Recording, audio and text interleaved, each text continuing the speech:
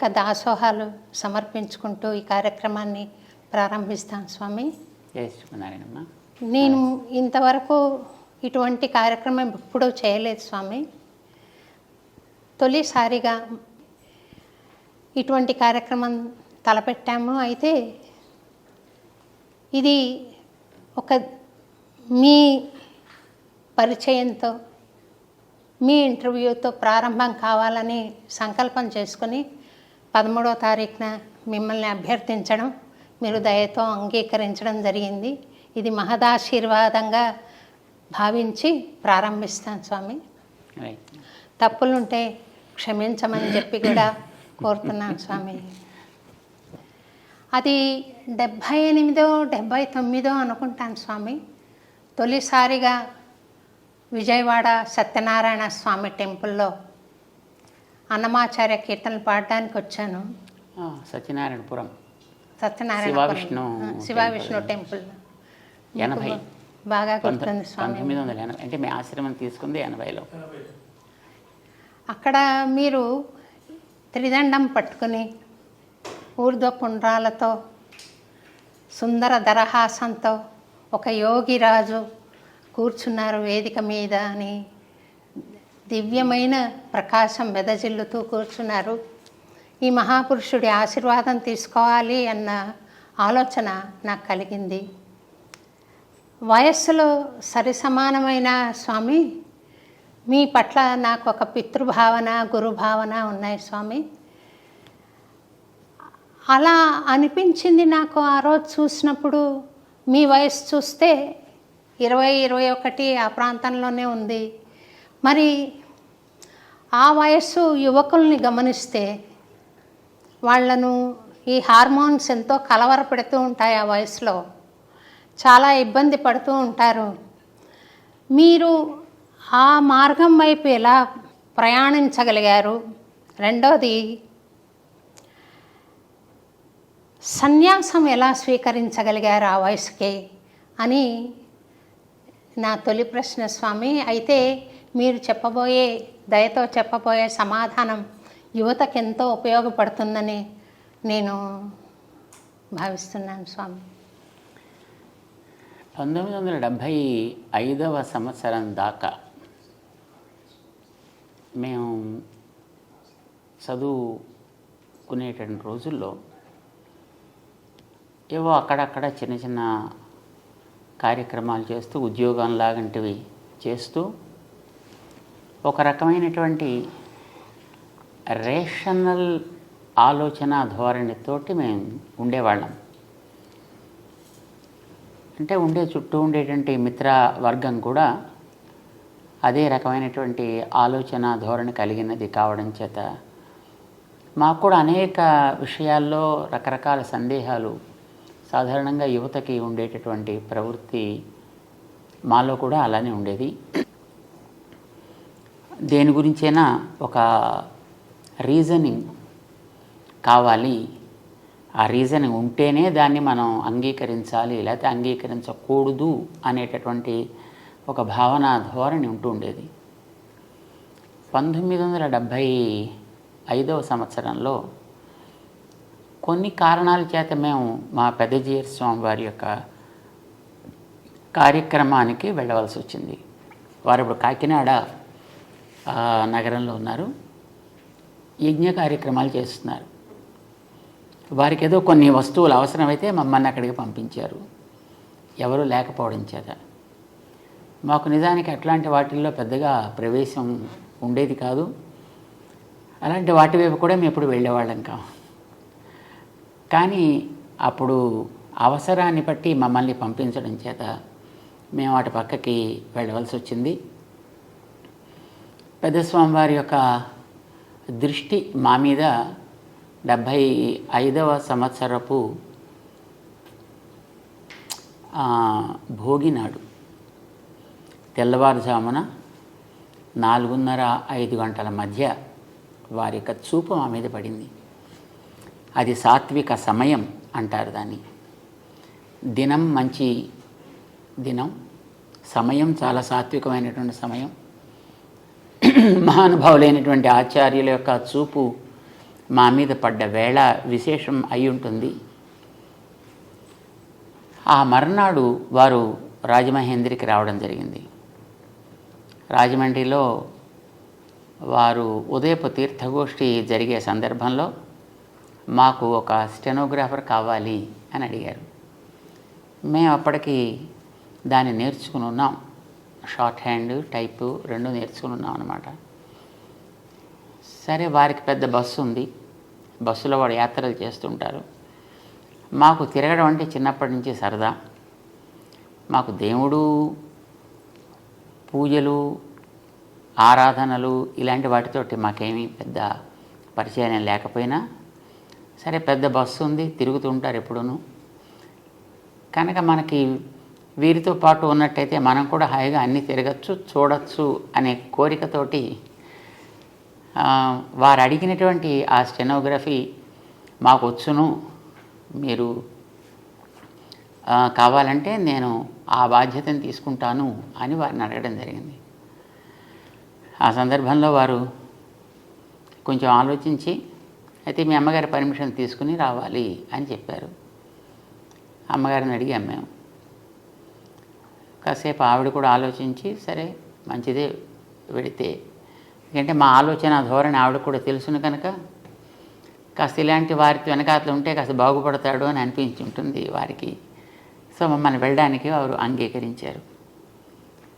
75 సంక్రాంతి నాడు స్వామివారితో కలిసి మేము బయలుదేరాం. వారు సుమారుగా 2.5 సంవత్సరాల కాలం వారితో పాటు మమ్మల్ని ఉండనిచ్చి, బహుశా అది మాకు ఒక మానసికమైనటువంటి సంస్కారాన్ని ఇవ్వడానికి అయి ఉంటుంది. అది అయిన తర్వాత మా గోపాలాచార్య స్వామి వారిని వారి దగ్గరికి చదువుకోవడానికి పంపించారు ఆశ్రమానికి. మాకు అప్పుడే ఈ వేదాంతపరమైనటువంటి అక్షరాభ్యాసం జరిగింది అక్కడ. ఆ తర్వాత 1980 ఫిబ్రవరిలో తిరుమల కొండ మీద వారు ఒక 1000 కుండాలతో ఒక యాగం జరపాలి అని సంకల్పం చేశారు. పూర్వపు రంగం అంతా దానికి సిద్ధపరిచారు. మన పివిఆర్కే గారు అప్పుడు అక్కడ ఎగ్జిక్యూటివ్ ఆఫీసర్గా ఉంటుండేవారు. 79 డిసెంబర్ 31వ తారీఖు నాడు పెద్ద స్వామివారు ఆరోగ్య కారణాల చేత వారు సిద్ధి పొందారు. అయితే అప్పటికే వారు మమ్మల్ని గోపాలాచార్య స్వామి దగ్గరికి పంపించి కొంత మాకు ఈ పరమైనటువంటి చదువు అది చెప్పి ఉండడం చేత, వారి యొక్క అనుగ్రహ విశేషం చేత, ఆచార్యుల యొక్క దయ అనేది ఎందుకు పనికిరానటువంటి ఒక ఇనప మొక్కని కూడా విలువైనటువంటి వస్తువుగా మార్చగలుగుతుంది అనడానికి మేమే మొదటి ఉదాహరణ అన్నమాట. వారి చూపు వల్ల మాలో మార్పు కలిగింది, కొంత సంస్కారం కూడా అబ్బింది. గోపాలాచార్య స్వామి వారు మాకు కావలసినటువంటి పూర్వరంగపు చదువుని అప్పటికే ఆరంభం చేసి చాలా వరకు చెప్పారు. యజ్ఞం జరపడానికి ఎవరో ఒకళ్ళు అక్కడ ఒక వ్యక్తి అక్కడ అవసరం. ఆ సమయంలో స్వామివారు ఇతను అలాంటి దానికి ఉపయోగపడతాడు అని వారు అంతకుముందే ఎక్కడో రాసి పెట్టారు. సో దాన్ని దృష్టిలో పెట్టుకుని అప్పుడు తిరుమల కొండ మీద ఉండేటటువంటి చిన్నజీయం గారుగా ఉండేవారు గోవిందరామానుజీయర్ స్వామి వారిని, మంచి వ్యక్తి చాలా. సో వారు నరిగెటపాలెం మన పెద్ద స్వామివారి యొక్క బృందావనం ఏర్పాటు చేసిన స్థానం, అక్కడికి వచ్చినప్పుడు ఇతను దానికి ఉపయోగపడతాడు అని వారు అక్కడ నిర్ణయం చేశారు. దాని తర్వాత యథాక్రమం సన్యాసాశ్రమాన్ని ఇవ్వడం అనేది జరిగిందనమాట. సో ఏ రకమైనటువంటి దైవ సంబంధము లేని, ఒక ఆధ్యాత్మిక సంస్కారము లేనటువంటి, ఎక్కడో లౌకికంగా తిరుగుతూ ఉండేటువంటి ఒక వ్యక్తిని గురు కృప అనేటటువంటిది ఒక యోగ్యత కలిగిన వస్తువుగా తీర్చిదిద్ది, వారు ఎంతవరకు కార్యక్రమాన్ని నడిపిస్తూ వస్తున్నారో దాన్ని ముందుకు సాగించి ఆ బాధ్యతని తీసుకోవలసినటువంటి ఒక యోగ్యమైన వస్తువుగా తయారు చేసుకున్నారు.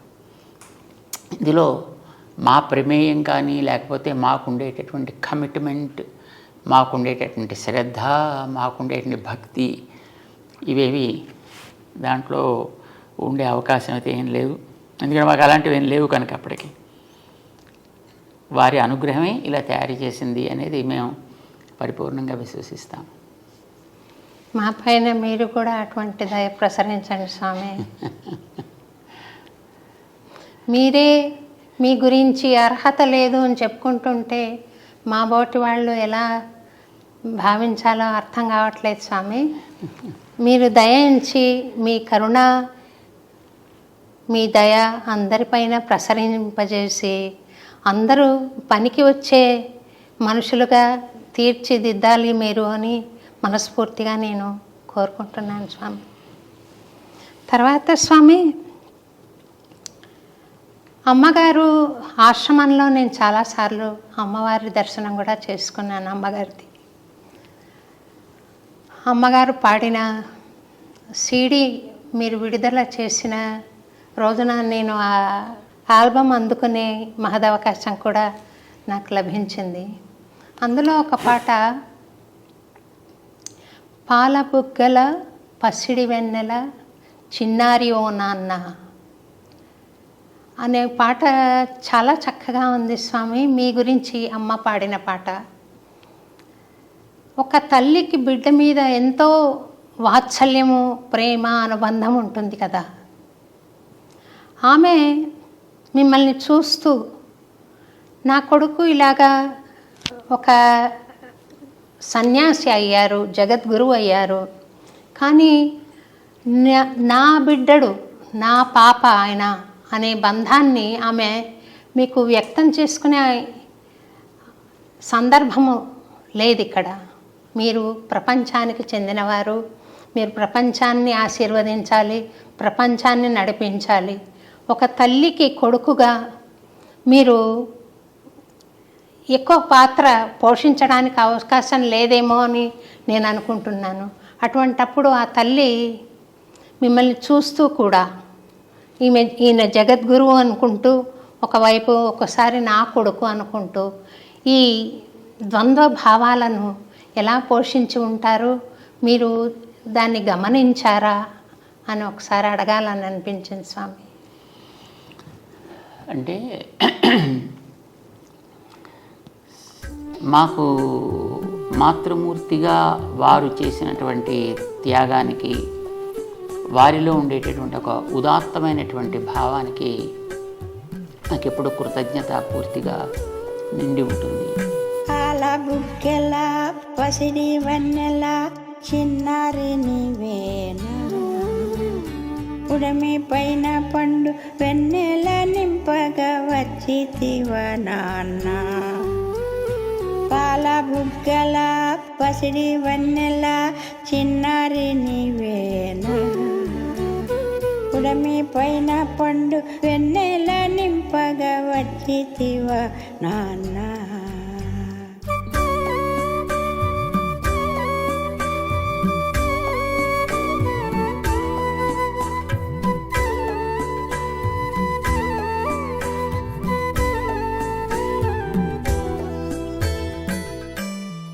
ఒకటి, వారు ఆశ్రమాన్ని స్వీకరించడానికి అంగీకరించగలగడం.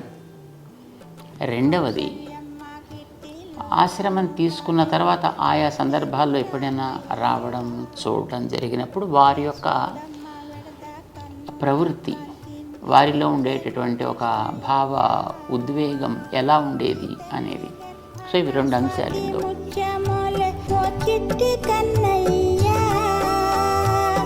తల్లి గర్భాన స్వాతి ముచ్చమోలే ఓ చిట్టి కన్నయ్యా, ముక్తి మార్గము చూప అవతరించితివయ్యా, జన్మ ధన్యమయ్యా, నా జన్మ ధన్యమయ్యా.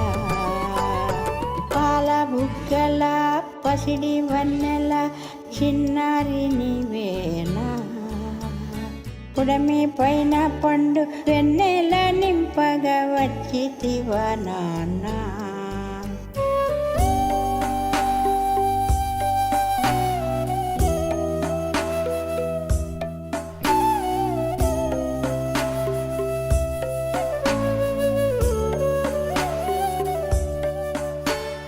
మొట్టమొదట పెద్దజీయర్ స్వామివారు అంటే మాకు ఆశ్రమాన్ని ఇలాగా తీసుకొచ్చినటువంటి మా గురువుగారు. వారే మా అమాతృమూర్తికి కూడా ఆచార్యులు. వారే పంచ సంస్కారాలు చేసి మంత్రార్థాలని ఉపదేశం చేసిన వారు. ఒకసారి 1976-77 సమయంలో అన్నమాట, మేము ఇక్కడ సికింద్రాబాద్లో లక్ష్మీనారాయణ స్వామి సన్నిధిలో పెద్ద స్వామివారు వేయించేసి ఉండే సందర్భంలో వారు అమ్మగారు అక్కడ ఉండేటప్పుడు వారిని అడిగారు, మేము ఇతన్ని ఈ మార్గంలోకి తీసుకోవడానికి మీకేమైనా అభ్యంతరమా అని అడిగారు. సర్వము నిండిన వాసుదేవుని తలచు శ్రీసుకుని ఓయేమో, రామనామము వినగా రోమాలు పులకించు హనుమయ్య ఓయేమో, కలిబలము నడతగా చైత్రయాత్రలు చేయు రామానుజునివేమో, కలిబలము నడతగా చైత్రయాత్రలు చేయు రామానుజునివేమో, ఎవరైనా కానిమ్ము నా సంపత్పుత్రుడ చల్లంగా వర్ధిల్లు, నీవెవరైనా కానిమ్ము నా సంపత్పుత్రుడ చల్లంగా వర్ధిల్లు. అయితే వారు ఆచార్యులుగా ఈ రకమైనటువంటి పరిస్థితిని వేసినప్పుడు ఆవిడ నాకైతే మీరేది మంచిది అని అనుకుంటే ఆ మార్గంలో మీరు నడిపించడానికి మీకు అన్ని అధికారాలు ఉన్నాయి కనుక మీ ఆజ్ఞ మాకు శిరోధార్యము అని ఆవిడ అంగీకారాన్ని తెలియజేశారు. ఇది మొదట. రెండవది, చదువుకోవడానికి లౌకికమైనటువంటి చదువులతో అంతకుముందు ఉండేటటువంటి ఏదో చిన్న చితుకు ఉద్యోగాలు చేస్తుండేటువంటి ఒక వ్యక్తి అది కూడా వదిలిపెట్టేసి ఇలాగ వెంట వెళ్ళాలి అని అడిగినప్పుడు ఆవిడకి అనిపించి ఉంటుంది, బహుశా ఇలా వెడితేనన్నా ఈ పిల్లాడు బాగుపడతాడు అని అనిపించి ఉంటుంది ఆవిడకి. అందుకోసం వెళ్ళమన్నారు. అలా వెళ్ళమని అనగలగడం అనేది ఒక మహోపకారంగా మేము భావిస్తాం. ఇక మూడవది, వారు పెద్ద స్వామివారు సిద్ధి పొందిన తర్వాత ఈ ఆశ్రమాల్లోకి ఇంకా నిజంగా ప్రవేశించాలి అని అనుకున్నప్పుడు ఆవిడ మనస్ఫూర్తిగా ఆశీర్వదించి ఆచార్యుల యొక్క సంకల్పాన్ని చక్కగా నెరవేర్చాలి, దిగంతాలకి వ్యాపింప చేయాలి, ఇదే ఆశీర్వచనం చేశారు ఆవిడ. పసిడి వన్నెల చిన్నారి నీవేనా, పుడమి పైన పండు వెన్నెల నింపగా వచ్చితివా నాన్న,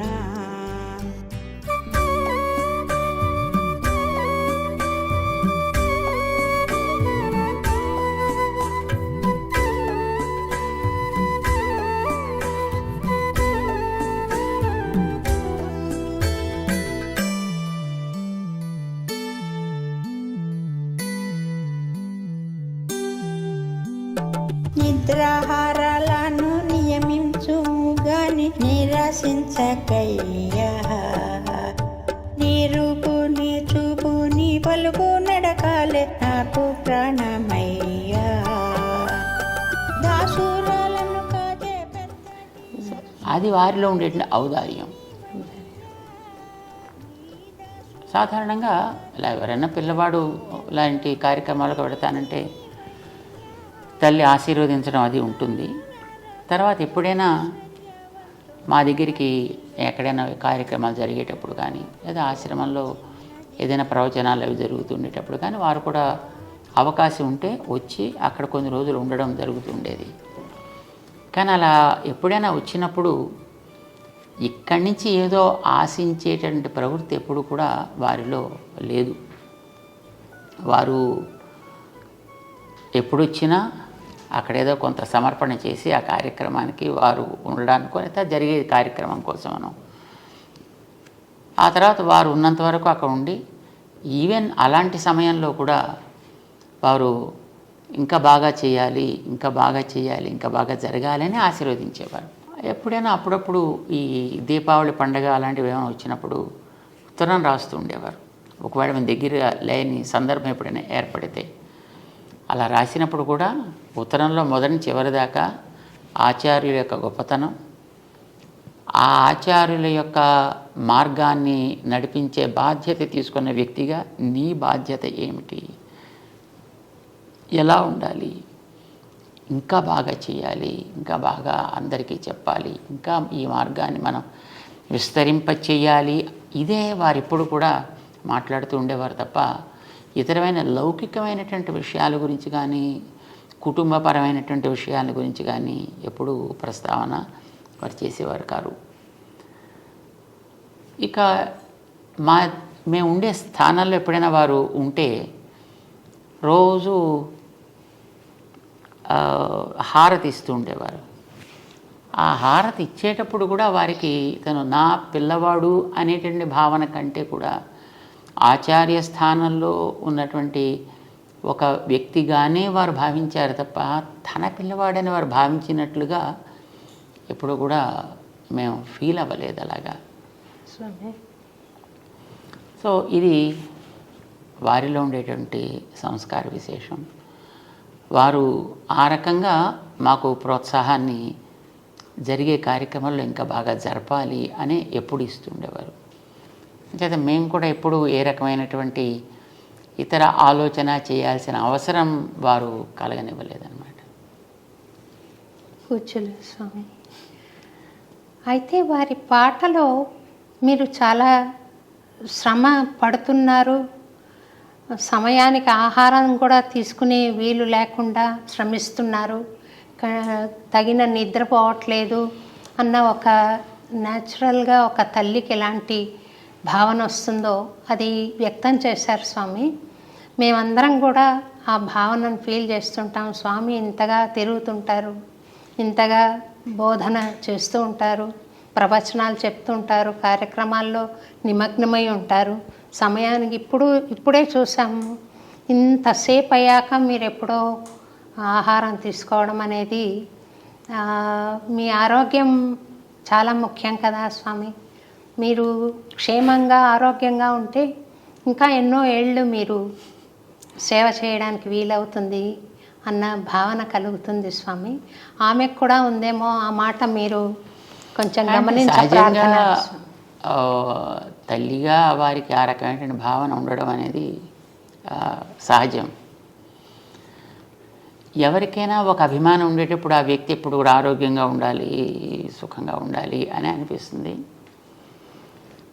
అయితే వారి యొక్క అభిమానం అనేటటువంటిది మాకు ఒక గొప్ప ధైర్యం. మేము చేయవలసిన కర్తవ్యాలు, మేము చేయవలసిన బాధ్యతలు మాకు ఉంటాయి కనుక దాన్ని మేము ఎప్పుడు కూడా అది కష్టం అని అనుకుంటే అనారోగ్యానికి దారితీస్తుంది, అది ఇష్టం అని అనుకుంటే ఆనందంగా ఉంటుంది. చాలా కరెక్ట్ స్వామి అన్నమాట. ఏదైనా ఇది మనది, మన పని అని అనుకున్నప్పుడు దానికి రాత్రి పగలు, నిద్ర, ఆహారం, ఆకలి అనేవి సెకండరీ అవుతాయి. ఇది మనకేదో ఒక ఉద్యోగం లేకపోతే ఏదో మనకు ఒక బాధ్యత మన ఎత్తి మీద పడింది, అబ్బా కొండ బరువు మొయ్యాలి అని అనిపిస్తే మాత్రం అందులో ప్రతి క్షణం కూడా అది మనకి మానసికమైనటువంటి ఒక క్లేశాన్ని కలిగిస్తుంది. ఏదైనా నాది ఇది అని అనుకున్నప్పుడు అది బహుశా అది ఎప్పుడు కష్టాన్ని అనిపించదు. అంచేత మేము ఏదైనా పనుల్లో ఉండేటప్పుడు ఒక్కొక్కసారి మాకు రాత్రి 1 గంట 2 అయిపోతూ ఉంటుంది.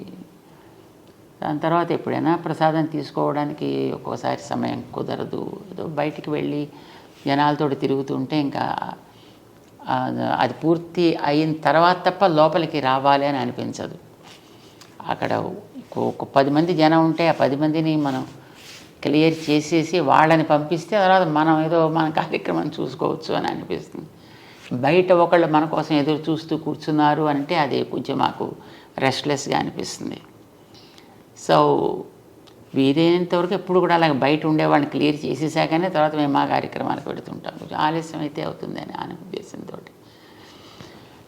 ఇది సహజంగా ఉండే ప్రేమ కలిగిన వాళ్ళకి అది అయ్యో కష్టం అని అనిపిస్తుంది, అది సహజం. బట్ అది బహుశా మేము అనుకుంటాం అది ఒక రకమైన ఆశీస్సు అని అనుకుంటాం. అయితే స్వామి, ప్రకృతి ధర్మం ఒకటి ఉంటుంది కదా శరీరం మీద.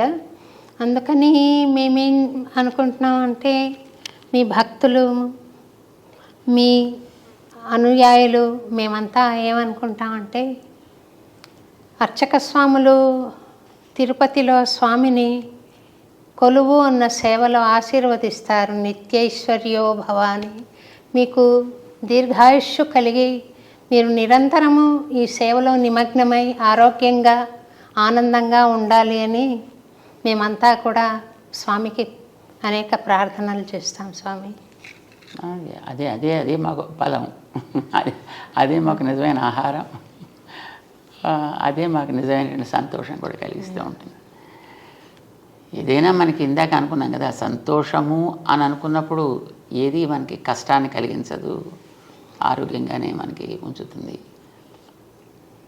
ఇంతకాలం మేము సుమారుగా ఇప్పటికీ 40 సంవత్సరాల పైగా ఈ కార్యక్రమాల్లో మేము తిరుగుతున్నాం, చేస్తున్నాం. ఎప్పుడైనా ఒంట్లో ఏదో జ్వరం లాంటిది ఏదో వచ్చి పడుకోబెట్టేస్తే తప్ప, లేకపోతే మనకి సెలవు అంటూ ఏముండదు. Weekly holidays, fortnightly holidays, annual holidays అనే మనకి ఏముండవు. ఇప్పుడు కూడా ఏదో కార్యక్రమాల్లో మనం తిరుగుతూ ఉండడమే. మనకి 24/7 కార్యక్రమాలు నడుస్తుంటాయి. మాకు ఒకసారి విజయవాడలో ఉండేటప్పుడు అనుకుంటాను, అందరితోటి మాట్లాడేసి సుమారుగా అప్పటికి రాత్రి 12:30 ఎంతో అయింది. అప్పుడు అందరూ వెళ్ళిపోయారు కదా, ఇంకా మళ్ళీ ఇంకా లోపలికి వెడదాము అని మేము అనుకుంటున్నాం. ఇంతలో అప్పటికి శ్రీశైలం దేవస్థానంలో వేద పండితులుగా ఉండేవారు ఒక ఆయన, విశ్వనాథ అవధాని అని, అధర్వవేద పండితులైన. మాకు చిన్నప్పటి నుంచే మంచి మిత్రులు. మన పెద్ద స్వామివారి కార్యక్రమాల్లో వారు పారాయణ చేస్తూ ఉండేవారు, మేము మిగతా కార్యక్రమాలు మేము చూసుకుంటూ ఉండేవాళ్ళం. సో ఆ రకంగా మాకు చక్కటి మైత్రి ఉంది. వారు అప్పుడు ఎటో యాత్ర చేస్తూ రాత్రి 12:30 తర్వాత వచ్చారు. సరే మేము లోపలికి వెళ్ళాలనుకుంటున్నాం, ఇంతలో ఆయన వచ్చారు. అప్పుడు అక్కడ ఉండేటువంటి వాళ్ళు, అయ్యో త్వరగా ఇంకా ఎప్పటికీ చాలా ఆలస్యం అయిపోయింది, విశ్రాంతి తీసుకోవాలి అంటే, ఆ వచ్చిన ఆయన అన్నారు, స్వాముల వారికి విశ్రాంతి ఏమిటి?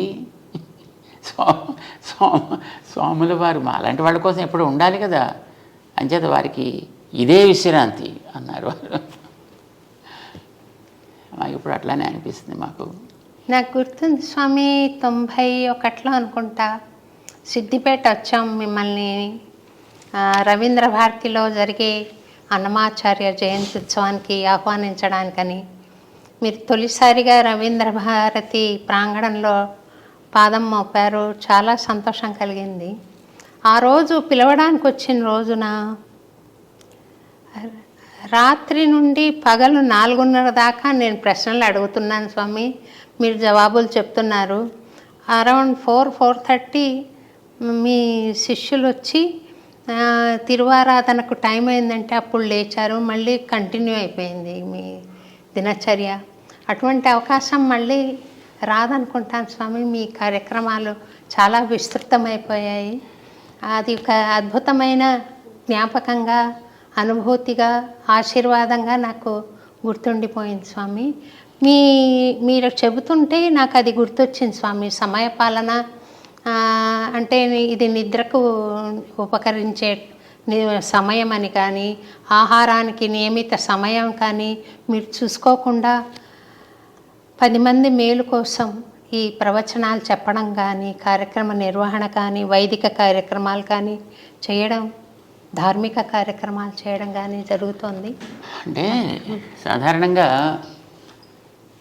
ఈ ఏదో ఉదయం బ్రేక్ఫాస్ట్ ఇన్నింటికి, లంచ్ ఇన్నింటికి, స్నాక్స్ ఇన్నింటికి, డిన్నర్ ఇన్నింటికి, ఎగ్జాక్ట్గా పడక ఇన్నింటికి, లేవటం ఇన్నింటికి అని అలా పెట్టుకుంటారనుకోండి. అలా వెరీ స్ట్రిక్ట్గా పాటించాడు కొందరు ఉంటారు. అలాంటి వాళ్ళకి ఏదో కారణం నుంచి అదే ఎప్పుడైనా ఒకసారి కనుక ఆ సైకిల్ డిస్టర్బ్ అయితే వాళ్ళ హెల్త్ శుభ్రంగా అప్సెట్ అయిపోతుంది. సో అప్పుడు మాలాంటి వాళ్ళకి అనుకోండి, మాకు ఇలాంటి వాటి వల్ల హెల్త్ అప్సెట్ అవ్వడం అనేటటువంటిది ఉండదు. ఎందుకంటే మాకు అన్టైమ్లీయే టైమ్లీ. ఎప్పుడు పడుకోవడం అనేది ఒక్కొక్కసారి మేము 3ంటికి పడుకుంటాం అనుకోండి, మళ్ళీ పొద్దున్న 5ంటికి కార్యక్రమం ఉందంటే మళ్ళీ మేము వెంటనే లేచి మళ్ళీ పరిగెట్టాల్సి వస్తుంది.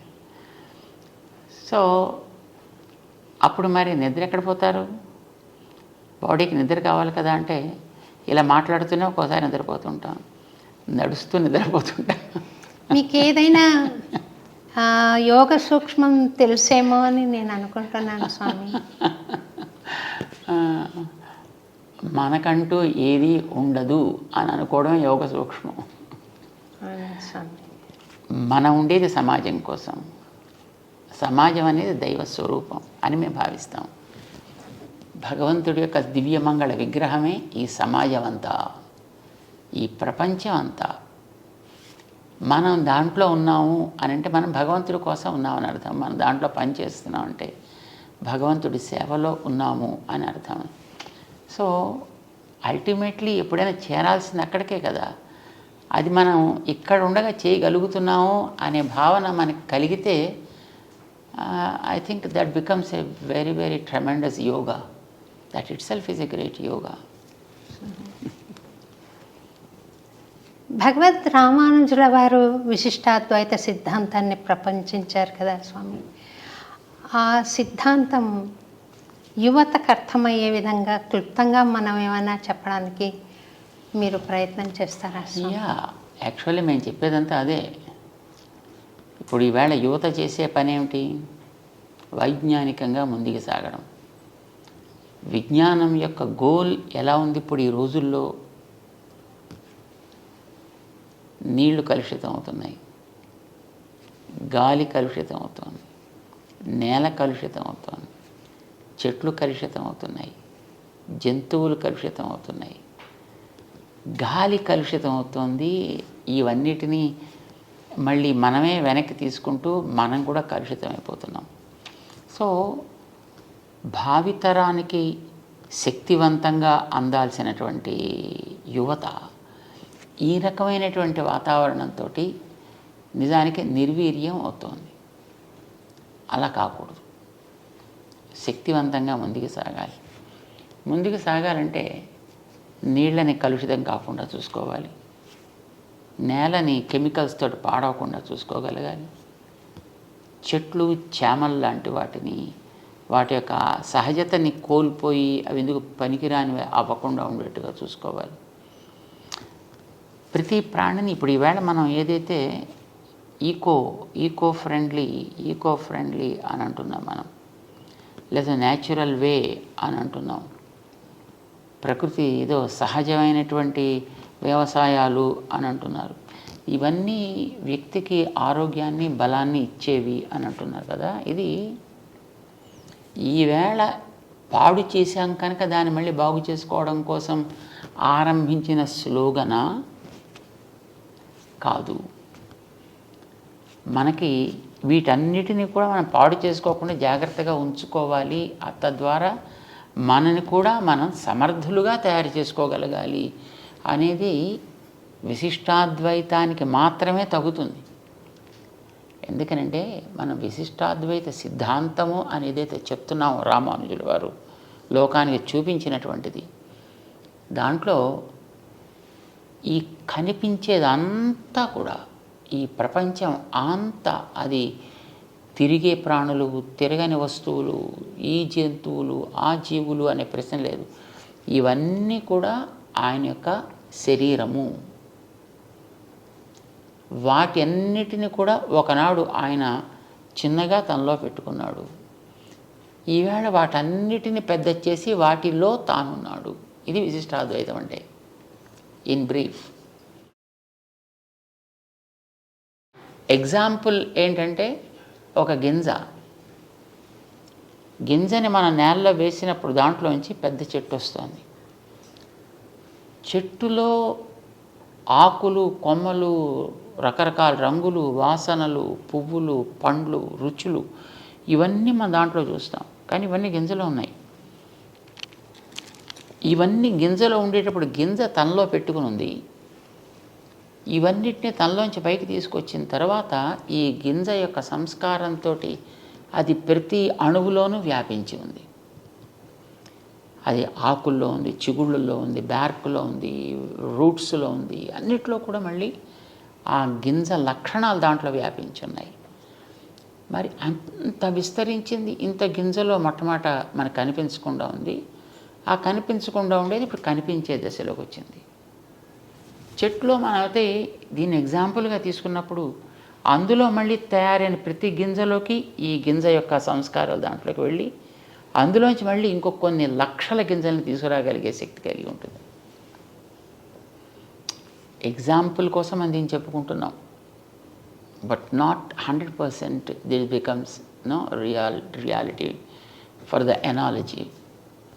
ఎందుకనంటే మనకి గింజ మొక్కను తీసుకొచ్చాక అది వెళ్ళిపోతుంది, కానీ ఈ ప్రపంచానికి అంతటికీ గింజ దైవం, భగవంతుడు. తనలోంచి ఇవి పైకి తెస్తాడు. పైకి తెచ్చిన తర్వాత వాటి లోపల మళ్ళీ తన శక్తితోటి ఉండి నిలబెడతాడు, మళ్ళీ వెనక్కి తీసుకుంటూ ఉంటాడు. ఇలా తానే వీటన్నిటిలోనూ ఉన్నాడు అనుకున్నప్పుడు నువ్వు నీళ్ళని నీళ్లుగా చూడకు, నీళ్ళని దైవం యొక్క అంశగా చూడు. నేలని నేలగా చూడకు, దైవపు అంశగా చూడు. జంతువుని జంతువుగా చూడకు, దైవపు అంశగా చూడు. నిన్ను కూడా నువ్వేదో మనిషివి అని అనుకోకయా, దైవం యొక్క అంశగా నిన్ను భావన చేసుకో. సో ఈ భావన నీలో కలిగితే మన చుట్టూ ఉండేటువంటి దేన్ని మనం నాశనం చెయ్యం. అన్నిటిని జాగ్రత్తగా చూసుకోవాలని అనిపిస్తుంది, అన్నిటినీ ప్రేమించాలని అనిపిస్తుంది, దేన్ని ద్వేషించాలనిపించదు. ఎక్కడ లోపం ఉన్నా సరి చెయ్యాలనిపిస్తుంది. మంచిగా ఉండేదాన్ని చూస్తే ఈర్ష్య కలగదు, ఆనందం కలుగుతుంది. ఇప్పుడు యువతకు కావాల్సింది అది కదా. యువత నేను, నాది, నా కోసం ఇలా పెరుగుతోంది. ఇప్పుడు విజ్ఞానం పెరుగుతున్న మాట వాస్తవం, కానీ ఈ విజ్ఞానానికి పంచుకోవడం అనేటటువంటిది పోయింది. సెల్ఫ్ సెంట్రిజం పెరిగిపోతుంది, విచ్ ఈజ్ రియలీ హార్మ్ఫుల్. నేను బాగుపడాలంతే, నేను బాగుపడడం కోసం అవసరమైతే ఎంత వినాశానికైనా నేను సిద్ధం, చివరికి ఆత్మాహుతికైనా సిద్ధం అనే స్థితిలోకి వెళ్ళిపోతుంది. సో ఒక రకంగా దైవాన్ని కలపకుండా సాగించేటటువంటి విజ్ఞాన వికాసం తీవ్రవాదానికి, వినాశానికి దారితీస్తుంది. అలా తీయకుండా ఉండాలి అని అంటే దైవాన్ని దానికి తోడు చేసుకోగలిగితే అక్కడ వ్యక్తిలో వినయం కలుగుతుంది, ఒక మమత పెరుగుతుంది. సో కావలసింది ఇది విశిష్టాద్వైతం చెప్పేది. దానికి మన బాడీనే మన ఎగ్జాంపుల్గా చెప్తామని ఎప్పుడు ఉందని. ఇప్పుడు మన శరీరంలో ఎన్నో అవయవాలు ఉన్నాయి, ఒక్కొక్క దానికి పని వేరు, ఒక్కొక్కటి ఉండే స్థానం వేరు, కానీ నేను అన్నిటినీ ప్రేమిస్తాను. అన్నీ నా బాగు కోసం, నా ఆనందం కోసం పనిచేస్తాయి. అలా చేస్తుంటేనే నేను ఆరోగ్యంగా ఉంటా, అవి ఆరోగ్యంగా ఉంటాయి. ఒకవేళ అది నా కోసం పని చేయకపోతే దాన్ని డాక్టర్ గారి దగ్గరికి వెళ్ళి యాంపిటేట్ చేయడం లాంటిది ఏదో చేస్తాను దాన్ని. ఇది ఒక రైట్ ఎనాలజీగా మనం తీసుకోగలిగితే మనం అందరం కూడా all of us are different parts of that universal power. దేవుడు అని మనం పేరు పెట్టి పిలుస్తున్నాం దానికి. వేదాలు చెప్పే కనుక దాని నారాయణ అని మనం అంటాం. మనం అంతా కూడా దాంట్లో భాగాలు. చెట్లు, నీళ్లు, నిప్పులు, గాలి, జంతువులు అన్నీ దాంట్లో భాగాలే. కనుక దేన్ని కూడా మనం అనాదరించడానికి వీల్లేదు, దేన్ని కూడా అబ్యూస్ చేయడానికి వీల్లేదు. ప్రతిదాన్ని జాగ్రత్తగా చూసుకోవాలి, ఒకదానితో ఒకటి తోడు పడగలిగేటట్లుగా ఉండాలి అనేది విశిష్టాద్వైతపు సారాంశం. అంచేత మనకి కనిపించే ఇదంతా వేరు, నేను వేరు కాదు, అది కూడా నాతో ఒక భాగం, నేను కూడా దాంట్లో ఒక భాగాన్ని. ఇది మన యువతలో కనుక కలగలిగితే ఐ థింక్ సెల్ఫ్ డిసిప్లిన్ ఒకటి ఏర్పడుతుంది వ్యక్తుల్లో. రెండవది ఏ టెండర్నెస్ ఇన్ ద హార్ట్. హృదయ స్పంది అవ్వగలిగేటువంటి భావనాధార బయలుదేరుతుంది. ఇది సాగాలి. ఇది ఎంతెంత సాగితే ఆ ప్రవాహం కింద ఉండే అంతరాలన్నీ కూడా కవర్ అయిపోతాయి. ఇప్పుడు నీటి ప్రవాహం పెరిగితే నేల మీద ఉండే హెచ్చుతగ్గులన్నీ కూడా కనిపించకుండా పోయినట్టుగా వ్యక్తిలో ఉండేటటువంటి ఈ దైవీ భావన యొక్క ప్రవాహం ఎంత పెరిగితే ఈవేళ మన సమాజంలో జాతులు, కులాలు, మతాలు పేర్లతో కలిగే అంతరాలన్నీ నశిస్తే నిజంగా అప్పుడు ఎంత అద్భుతమైనటువంటి సమాజాన్ని మనం తయారు చేసుకోవచ్చు. ఇలా తయారు కావడానికి విశిష్టాద్వైతం ఒకటే మనకి దారి చూపించగలిగేది. దీన్నే మనం అర్థం చేసుకోవడమే ప్రయత్నం చేయాలి. యువతకి దీన్ని అందుకోగలిగేటువంటి రుచి కలిగించాలి. ఈ రుచి దీనికి సైంటిఫిక్ ప్రాసెస్ ఉందా లేదా అనేటటువంటిది ఒక జనరల్ ఆలోచన. సో మేమంటాం, ఇప్పుడు టెంకలోంచి చెట్టు వస్తుంది, నీకు సైన్స్ ఎందుకు దానికి, ఎవరికి కావాలి దానికి ఫిలాసఫీ ఎందుకు దానికి, తీసుకెళ్ళి టెంక నేల బారిస్తే కొన్ని రోజుల తర్వాత ఆటోమేటిక్గా దాంట్లో నుంచే మొలకు వస్తుంది. సో ఈ సిద్ధాంతాలని మనం ఏదో ఒక రకంగా చదువు ద్వారా కావచ్చు, లేదు వాడికి వినగలిగేటటువంటి ఏదో ఒక మార్గం ద్వారా వాళ్ళ చెవుల్లో కనుక మనం దీన్ని వేయగలిగితే క్రమంగా ఒకనాటికి అది మొలకెత్తి మహామానై పెరగచ్చు. చాలా బాగుంది స్వామి. ఆ మంచి రోజు వస్తుందని ఎదురు చూద్దాం స్వామి. తప్పకుండా రావాలి కదా, అది రావాలి. నేను ఒకసారి నాకు రాఖీ తమ్ముడు అక్కడ ఉన్నాడు స్వామి. వాడి పెళ్లి చూపులకు వెళ్ళాను. ఆ అమ్మాయిని తీసుకొచ్చారు. వాళ్ళ ఇంట్లో ఒక అరలో ఎర్ర మూట, ఒక పెద్ద మూట ఉందన్నమాట. నాకు దాని మీద ఆశ్చర్యం కలిగింది. ఏమిటి పూజా మందిరంలో ఆ మూట అని అడిగాను. అది భగవద్గీత అండి అన్నది. చదువుతావా నువ్వు అని అడిగితే లేదు పూజ చేస్తాము అన్నది. అలాంటి యువత మనకున్నారు స్వామి. అది పూజకు యోగ్యమే అనుకుంటారు, కానీ అది అర్థం చేసుకుని ఏంటి అందులో ఉంది అని ఆలోచన చేసే యువత లేదు కదా. మరి ఇటువంటి తత్వాన్ని మనం వాళ్ళకు చెప్పాలి అని అంటే మీరు స్టెప్ 1, స్టెప్ 2, స్టెప్ 3, స్టెప్ 4 అలా ఏదైనా ఒక చిన్న సాధన యువతకి ఈ సందర్భంగా మీరు ఒకసారి దయచేయగలుగుతారా?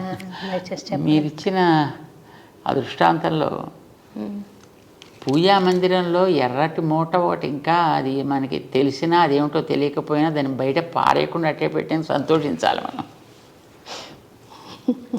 కరెక్టే. వస్తువు అంటూ అక్కడ ఉంటే ఇవాళ కాకపోతే రేపటికైనా దాన్ని వాడుకోగలిగేటువంటి అవసరం తప్పకుండా వస్తుంది. సాధారణంగా అనుకున్న పనులు అనుకున్నట్టుగా సాగుతూ ఉన్నంత వరకు ఎవ్వడికీ కూడా దైవాన్ని గురించి ఆలోచించాల్సినటువంటి సన్నివేశం ఎదురవ్వదు.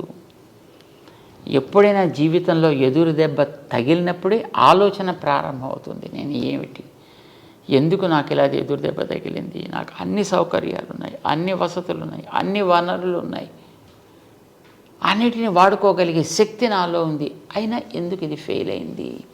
ఈ ఆలోచన మనిషిలో వచ్చినప్పుడే జిజ్ఞాస అంటాం కదా, ఇది కలిగినప్పుడే నిజంగా మనిషికి మనం అర్థం కావాల్సింది ఏదో ఇవ్వగలుగుతాం. అది కలగనంత వరకు మనం ఏమి ఇచ్చినా వాడు అంటూ ఇలా ఇటో పక్కన మొహం పెడుతూ చూస్తుంటాడు తప్ప మనకేసి అది అందుకునేటువంటి ప్రయత్నాన్ని అతను కనిపించనివ్వడు. సో వ్యక్తుల్లో కనీసం ఇలాంటి మన ప్రాచీన గ్రంథాలనో మరొకదాన్నో కంటికి కనిపించకుండా చేసేద్దాం అని అనుకోకుండా కనీసం ఇంట్లో అట్టే పెట్టుకుందాం అని అనిపించిన that it self is the first step they have achieved, we can say. వాళ్ళు సగం దాంట్లో వచ్చేసినట్టే. ఇక రెండవది, అందులో ఏముందో కంటెంట్లోకి వెళ్ళాలి అని అంటే it should be given in there language. మీరు సాధారణంగా ఈ రోజుల్లో ఉండే పిల్లలందరినీ చూస్తే అంతా ఇంగ్లీష్ మీడియం స్వామి, అంత ఇంగ్లీష్ మీడియం. తెలుగులో అసలు మన గవర్నమెంట్లే అంగీకరించట్లేదు చదువుని. ఇంగ్లీష్ భాష వాడికి రావాలని తల్లిదండ్రులకు ఉంటుంది, నేను ఇంగ్లీష్లో మాట్లాడాలని వాడికి అనిపిస్తుంది. నోరు విప్పితే అన్ని అబద్ధాలే కావచ్చు, కానీ వాడు ఆ అబద్ధాలని ఇంగ్లీష్లో చెబుతుంటే అబ్బా అబ్బా అబ్బా అబ్బా అని చాలా వినబులుగా ఉంటాయన్నమాట. సో ఇంగ్లీష్లో అందుకుంటే వాడికి అదేదో నేను గొప్ప పని చేస్తున్నాను అని అనిపిస్తుంది. ట్రెండ్ అదే క్రమంలో ఉండేటప్పుడు మనం అందించదలుచుకున్నటువంటి అంశాలను కూడా మనం ఆ భాషలో కొంతవరకు అందించే ప్రయత్నం చేస్తే పర్లేదు మన భాషే కదా, అత్యత బహుశా ఇందులో మనకు ఉపయోగించేది కూడా ఏదైనా ఉందేమో అనే ఆలోచన వాళ్ళలో రావడానికి మనం అవకాశం కల్పించిన వాళ్ళు అవుతాం. సరే, చదివిన తర్వాత వాడికి అది పూర్తిగా అర్థమవుతుందా, ఆచరించగలుగుతాడా అనేది that's all together a different thing. At least దాంట్లోకి వెళ్ళి దాన్ని చదవాలి అని అనిపించాలన్నా వాడికి అందుబాటులో అర్థమయ్యేటట్టు ఉండేటువంటి పాట కింద దాన్ని మలచాలి. ఇప్పుడు చూడండి, మనం ఉత్తరాదికి వెళితే తులసీదాస్ రామాయణాన్ని అందరూ చదువుతుంటారు, ఆల్మోస్ట్ అందరికీ వచ్చి ఉంటుంది. వాళ్ళ భాషలో ఉండడం చేత వాళ్ళకి త్వరగా నేర్చుకోవడానికి ఒక ఉత్సాహం వాళ్ళ కలిగిస్తుంది. వాళ్ళకి అర్థమయ్యే భాషలో వస్తే బాగుంటుందని అనిపిస్తుంది. అలా ఉంటే చదువుతాడా లేకపోతే ఇంకో భాషలో చదవకూడదా అనేది ప్రశ్న కాదు. జనరల్గా అనిపించేటువంటి పద్ధతి నా భాషలో అర్థం కావాలి. మరి పిల్లలంతా ఇంగ్లీష్ మీడియంలో ఉండేటప్పుడు మీ గ్రంథాలు మీరు తెలుగులో ఇస్తారంటారు అనుకోండి, దాని రీచ్ ఉండదన్నమాట. ఇది మనకి నిజానికి ఉత్సాహం జనాల్లో కలిగించాలంటే ఆ వాతావరణాన్ని మనం క్రియేట్ చేసి దాన్ని చక్కగా పొద్దున్నే రోజు శుద్ధి మనమే దాన్ని ఎలా చేసుకోవాలో చెప్పి, ఇది కనుక మనం చేయగలిగితే యువతలో అర్థం చేసుకోగలిగే అవకాశం ఏర్పడుతుంది. మీరు తెలుగులో ఉందనుకోండి, లేదా సంస్కృతంలో ఉందనుకోండి, లేదా తమిళంలో ఉందనుకోండి, లేదా ఇంకో భాషలో ఉందనుకోండి, దానివైపు వెళ్ళేటువంటి యువత, అర్థం చేసుకునేటువంటి యువత పర్సంటేజ్ ఉండొచ్చు, కానీ చాలా తగ్గిపోతుంది.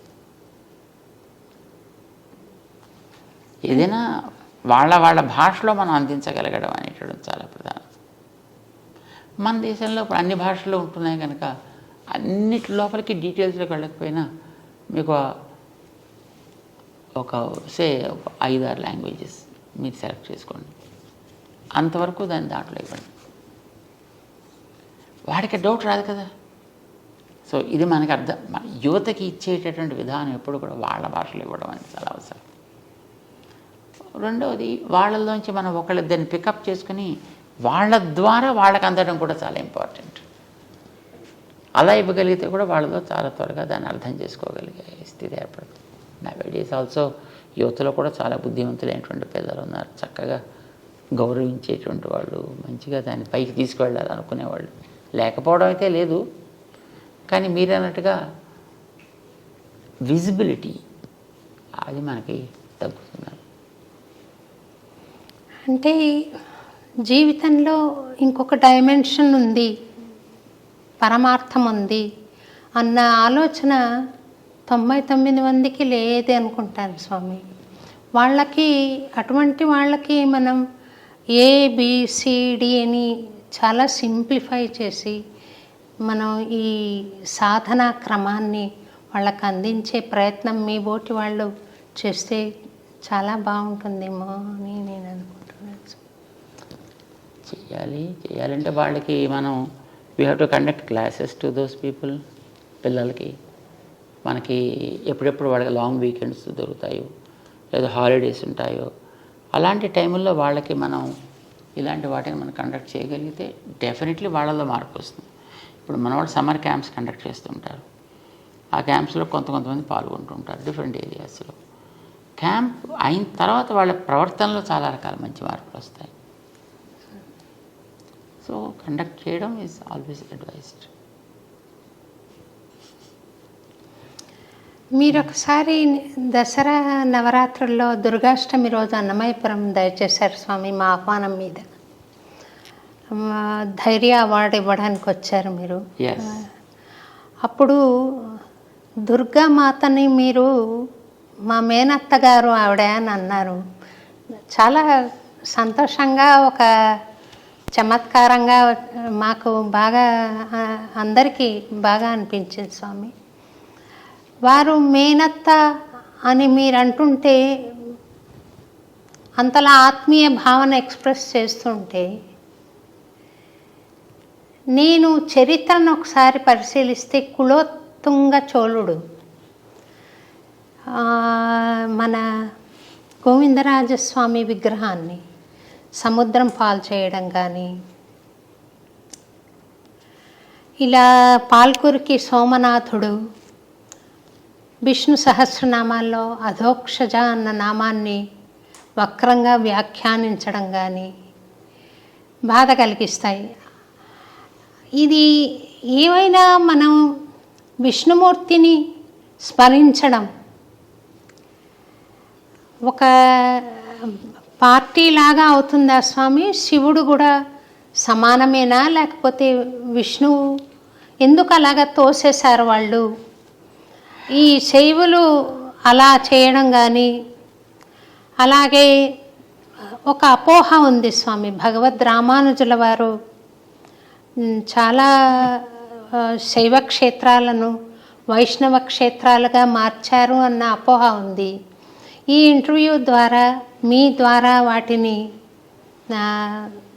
ఆ అపోహ తొలగించాలి అనే ప్రయత్నంలో ఈ ప్రశ్నను అడుగుతున్నాను స్వామి. నేను రామానుజుల వారు వైష్ణవాలయాలుగా శైవాలయాల్ని మార్చడము అనేటటువంటిది చరిత్రకి దూరమైనటువంటి అంశం. ఎప్పుడు ఎక్కడ దేన్ని అలాగ మార్చినటువంటి సన్నివేశాలు మన చరిత్రలో లేవు. ఇప్పుడు ఇంకా ఇందులోంచి అందులోకి మార్చుకున్న ఉన్నాయి. ఇప్పుడు కులోత్తుంగ చోళుడి యొక్క సన్నివేశమే చూసినట్టయితే అది ఒక అద్భుతమైనటువంటి వైష్ణవ క్షేత్రం. దాన్ని అతను కేవలం శివాలయం కింద దాన్ని కన్వర్ట్ చేయడం జరిగింది. అయితే ఆ చేయడం అనేటటువంటిది వైష్ణవ సంప్రదాయం మీదో శైవ సంప్రదాయం మీదో అవగాహన ఉండి కానీ, దాని మీద భక్తి ఉండి కానీ చేసినటువంటి వ్యక్తి కాడతను కేవలం రాజకీయ లబ్ధి కోసం చేసినటువంటి పని. అది అతను కేవలం తనకి రాజకీయంగా ఆనాడు కలగాల్సిన ఒక గుర్తింపుని తెచ్చుకోవడం కోసం చేసినటువంటి పని. అది అనవసరంగా వీళ్ళ మధ్య తను చిచ్చు రేకెత్తించి దాని ఫలితం పొందాలి అని అనుకున్నాడు ఆయన. దానికోసం ఆయన వాడుకున్నాడు చిదంబర క్షేత్రాన్ని. నిజానికి చిదంబర క్షేత్రం అతి ఉత్తమమైనటువంటి వైష్ణవ క్షేత్రం. దానికి చరిత్ర చెప్తోంది. దాన్ని పార్వతికి శివుడికి ఒకనాడు సహజంగా అప్పుడప్పుడు ఏదో చిన్న చిన్న మాట వస్తుంటాయి కనుక ఇద్దరు కూడా మంచి నాట్యంలో అద్భుతమైనటువంటి ప్రవేశం కలిగిన వారు కనుక ఇందులో ఎవరు ఎక్కువ అద్భుతంగా చేయగలరు, నువ్వా నేనా అనే పోటీ ఏర్పడ్డప్పుడు మన నిర్ణయం చేసే వ్యక్తులు ఎవరో కావాలి కదా. అంచేత విష్ణువు నిర్ణయం చేస్తాడు. ఎందుకంటే ఆయన నాట్య శాస్త్రానికి ఆది గురువు విష్ణువు. మధుకైటబులతోటి చేసిన యుద్ధంలో కానీ, కాళీయుడి మీద చేసినటువంటి నృత్యంలో కానీ ఆయన నాట్య పండితుడైన ఆరంభకుడు ఆయన నాట్య శాస్త్రానికి. అందుచేత ఆయన్ని మనం జడ్జిగా పెట్టుకుందాము అని అనుకున్నారు. సరే వెళ్ళారు, అందరూ వెళ్ళి విష్ణు దగ్గర ప్రార్థన చేశారు. చేస్తే తప్పకుండా నేను వస్తా. అయితే దానికి ఇలాంటి సన్నివేశంతో ఒక స్థానాన్ని, ఒక మండపాన్ని, సభా మండపాన్ని, దాని చిదంబరానికి సభా మండపం అని పేరు. దానికి ఒక సభా మండపాన్ని ఏర్పాటు చేయండి. ఒక కనక సభ అంటారు దాన్ని. ఒక బంగారుమయమైనటువంటి సభా మండపాన్ని ఏర్పాటు చేయమని చెప్పాడు ఆయన. ఏర్పాటు చేశారు. ఇప్పుడు ఈవేళ మనం చూసేటువంటి ఆ సన్నివేశం అంతా అప్పుడు ఆయన ఆజ్ఞ ప్రకారం వాళ్ళు చేసినటువంటి ఏర్పాటు. దాంట్లో ఈయన నేను పబళించి ఉంటాను, మీరు చేస్తూ ఉండండి, దాంట్లో నిర్ణయం చేస్తా అన్నాడు ఆయన. సభని నిర్మాణం చేసిన తర్వాత విష్ణువు అక్కడికి వచ్చి అక్కడ ఉంటే అప్పుడు పార్వతీ శివులు ఇద్దరు కూడా, పరమేశ్వరులు ఇద్దరు కూడా నాట్యం చేయడం ప్రారంభం చేశారు. ఎంతకాలం చేశారనేది మనకి తెలియదు ఇదమిత్తంగా, కానీ చాలా కాలం జరిగింది. ఇందులో ఎవరు కూడా తీసిపోయినటువంటి వ్యక్తిత్వం కలిగిన వాళ్ళే పోటాపోటీగా చేస్తున్నారు. పార్వతికి అంత పోటీ వచ్చేసింది ఆవిడకి, పరమశివుడికి అంత పోటీ వచ్చింది. ఇద్దరు కూడా నన్ను మించిన వాళ్ళు లేరంటే నన్ను మించిన వాళ్ళు లేడు అని అనుకుంటూ బ్రహ్మాండం చేసేస్తున్నారు. కానీ అప్పటికీ పార్వతీదేవి గెలవదు, పరమశివుడు గెలవట్లేదు. కానీ నేను ఎక్కడో ఒక చోట ముడి పెట్టాలి కదా. ఇప్పుడు ఎలా ఉంటుందంటే నాట్య పోటీ అంటే, ఇప్పుడు మీరు చూడండి, ఈ జుగళబందీ చేసేటువంటి వాళ్ళు ఒకటి చేస్తారు ఒక ఇన్స్ట్రుమెంట్ మీద, ఇంకో ఇన్స్ట్రుమెంట్ మీద వాళ్ళు అదే దాన్ని మళ్ళీ ఆ రాగాన్ని ఆలపించాలి. సో ఇలాగ ఉంటాయి. సో ఈయన ఒకటి నృత్య భంగిమ ఈయన ఒకటి చేసి చూపించాలి, అది వాళ్ళు చేయాలి. వాళ్ళు ఒకటి చేసి చూపిస్తారు, ఈయన చేయాలి. ఇలా సాగుతుంది అది ఎప్పటి నుంచో. కానీ అప్పటికి దీనికి ముగింపు. అంచేత పడుకున్నటువంటి శ్రీ మహావిష్ణువు పరమశివుడికి సైగ చేసి చూపించాడు. ఆయన ఆపమని కాదు, ఇలా ఒక పాస్చర్, పాదాన్ని పైకెత్తి పెట్టే పాస్చర్ని ఆయన చూపించాడు. ఇలా పెట్టవా.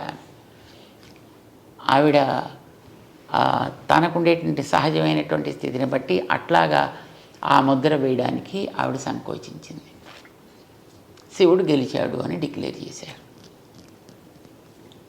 ఆ సందర్భంలో నిజానికి అది దేవతల ప్రార్థనతో విష్ణుబాబన్ శివుడిని గెలిపించాల్సి వచ్చింది ఆ భంగిమ చూపించి. సరే, ఆ తర్వాత కృతజ్ఞతతోటి పార్వతీ పరమేశ్వరులు ఇద్దరు కూడా అక్కడే ఉండిపోయారు. శ్రీ మహావిష్ణువుని ఆయన పాదాల దగ్గర సేవించుకుంటూ.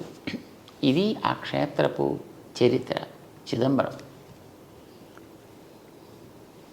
ఇందాక మీరు చెప్పాను చూడండి, ఆ కులోత్తుంగ చోళుడు అన్నాడే, అసలు అతను చోళ వంశానికి చెందినవాడు కాడు. స్వామి, అతను ఎక్కడి నుంచి వచ్చినవాడు? అతను రాజరాజ నరేంద్రుడి యొక్క పరివారంలో ఉండేటువంటి ఒక వ్యక్తి. అతను దక్షిణానికి వచ్చి అక్కడ ఉండేటటువంటి చోళ వంశపు ఆవేల్టి రాజుని అది హతమార్చి దాన్ని తన కైవసం చేసుకున్నాడు.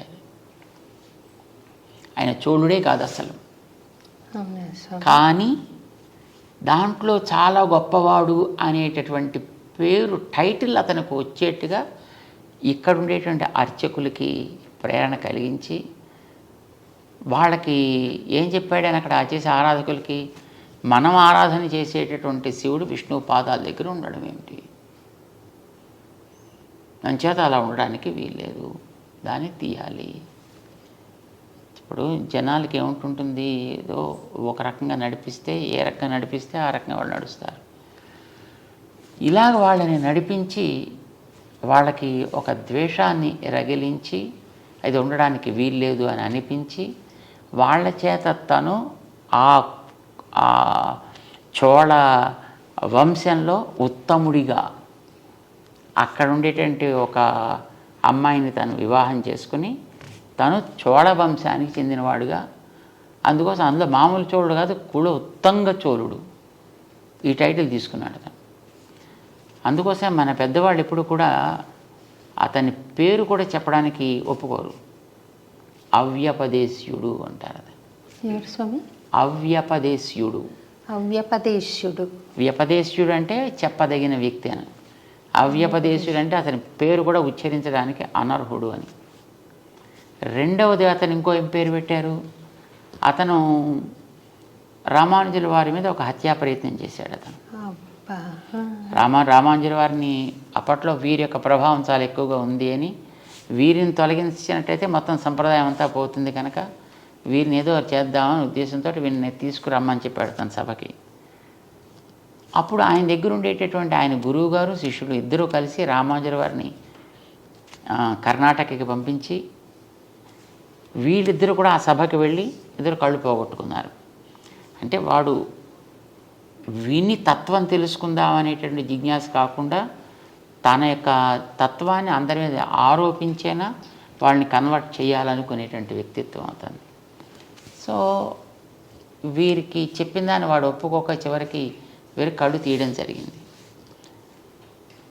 సుమారుగా 20 సంవత్సరాల కాలం రామానుజుల వారు కర్ణాటక రాజ్యంలో ఉండిపోయారు. మేల్కోట క్షేత్రం అప్పుడే ఆవిర్భవించింది అక్కడ. సో ఆ సందర్భంగా తర్వాత అతనికి క్యాన్సర్ వచ్చింది. ఎవరికి స్వామి? ఆ చోళరాజుకి. చోళరాజు కాదు వాడు అవ్యపదేశ్యుడు. అవ్యపదేశ్యుడికి. ఆ క్యాన్సర్, థ్రోట్లో క్యాన్సర్ వచ్చే తర్వాత అతను చనిపోయాడు. అతను అంచేత అతనికి క్రిమికంఠుడు క్రిమికంఠుడు అని పేరు పెట్టారు తప్ప వాడి పేరుతో అతను ఎప్పుడు ఉచ్చరించారు. ఎందుకంటే అతను శివుడు అక్కడ విష్ణు భక్తుడిగా ఆయన పాదాల దగ్గర ఉంటే అక్కడి నుంచి ఉండే ఆ విష్ణువుని తీసి సముద్రంలో కలిపి దాన్ని శివాలయం కింద మార్చి ఇలా చాలా రకాలుగా తాను శైవ ప్రచారకుడు అని అనుకుంటూనే శివుడికి అన్యాయం చేశాడు ఆయన. అంటే శివుడి యొక్క స్వభావానికి విరుద్ధంగా ప్రవర్తించాడు ఆయన. శివుడు పరమ భక్త శిఖామణి. శివుణ్ణి పరమ భాగవతాన్ స్మరామి అంటారు మనకి భాగవతంలో. వైష్ణవానాం యథా శంభు అని శివుడు పరమ వైష్ణవుడని అందరూ ఆదరిస్తారు. విష్ణు పాదోద్భవి అయినటువంటి గంగని తన శిరస్సున ధరించి తను తరించాను అనుకున్న అతని పేరు అంతకుముందు రుద్రుడు. అతనికి ఈ గంగని తన శిరస్సున ధరించడం ద్వారా శివ సంజాత మంగళకరుడయ్యాడు ఆయన. అంటే విష్ణువు మీద ఆయనకు ఉండేటువంటి విశ్వాసం అంతటిది, గౌరవం అంతటిది. మీరు ఎక్కడైనా విష్ణు వైభవం ఎక్కడైనా చూడండి, పురాణాల్లో శివుడు చెప్పింది అంతా. శివుడు పార్వతికి చేసినటువంటి ఉపదేశమే మనకు కనిపిస్తుంది. ఆ రకంగా శివుడు ఎప్పుడు కూడా విష్ణు ద్వేషి కాదు, విష్ణువు శివద్వేషి అంతకంటే కాదు. వైష్ణవులు ఎప్పుడు కూడా శివుణ్ణి ద్వేషించరు. కానీ మరి వాళ్ళలో ఎందుకు ఆ రకమైనటువంటి భావం కలిగింది అనేటటువంటిది అది వాళ్ళకే తెలియాలి. ఇది తర్వాత వీళ్ళు ఇలా రేకెత్తించారు. ఇప్పుడు ఎగెనిస్ట్గా మాట్లాడేటటువంటి వాళ్ళందరికీ కూడా వాళ్ళు ఆ మాటలతోటి వాళ్ళు మిగతా ద్వేషాన్ని వాళ్ళలో పెంచుతారు తప్ప నిజానికి వైష్ణవులకి ఎప్పుడు కూడా శివుడి మీద ద్వేషం ఉండదు. శివుణ్ణి పరం భాగవతుడిగా ఎప్పుడూ ఆదరిస్తారు. మన దక్షిణ దేశానికి వెళ్ళి చూస్తే ఎన్నో ఆలయాల్లో శివుడు క్షేత్రాధిపతిగా ఉంటాడు. అక్కడ మీరు దక్షిణ దేశంలో ఉండే పెద్ద పెద్ద వైష్ణవ క్షేత్రాలకు ఎక్కడికైనా మనం వెళ్ళి చూడొచ్చు. అక్కడ శివుడు క్షేత్రాధిపతి, స్థాన నిర్వాహకుడు అలా ఉంటాడనమాట అక్కడ. అండ్ చాలా చోట్ల ఉండేటటువంటి ఈ అమ్మవారి ఆలయాలు ఉంటాయి. అలాంటి వాటికి రామానుజులు అన్ని చోట్ల ఆరాధనలు ఏర్పాటు చేశారు, మర్యాదలు ఏర్పాటు చేశారు. ఇప్పుడు శ్రీరంగం చాలా పెద్ద క్షేత్రం. శ్రీరంగం పక్కన సమయపురం అని ఉంది అక్కడ అమ్మవారి క్షేత్రం. శ్రీరంగ క్షేత్రంలో బ్రహ్మోత్సవాలు ఆరంభం కావడానికి పూర్వం సమయపురంలో బ్రహ్మోత్సవాలు చేసి ఆ బ్రహ్మోత్సవాల్లో శ్రీరంగం క్షేత్ర పెరుమాళ్ దిగించే మర్యాదలు పంపించి అమ్మవారికి అక్కడ ఉత్సవాలు పూర్తయిన తర్వాత ఇప్పుడు రంగనాథుడు తన బ్రహ్మోత్సవాలు ప్రారంభం చేసుకుంటాడు. ఇది రామానుజులు వారు చేసిన వ్యవస్థ.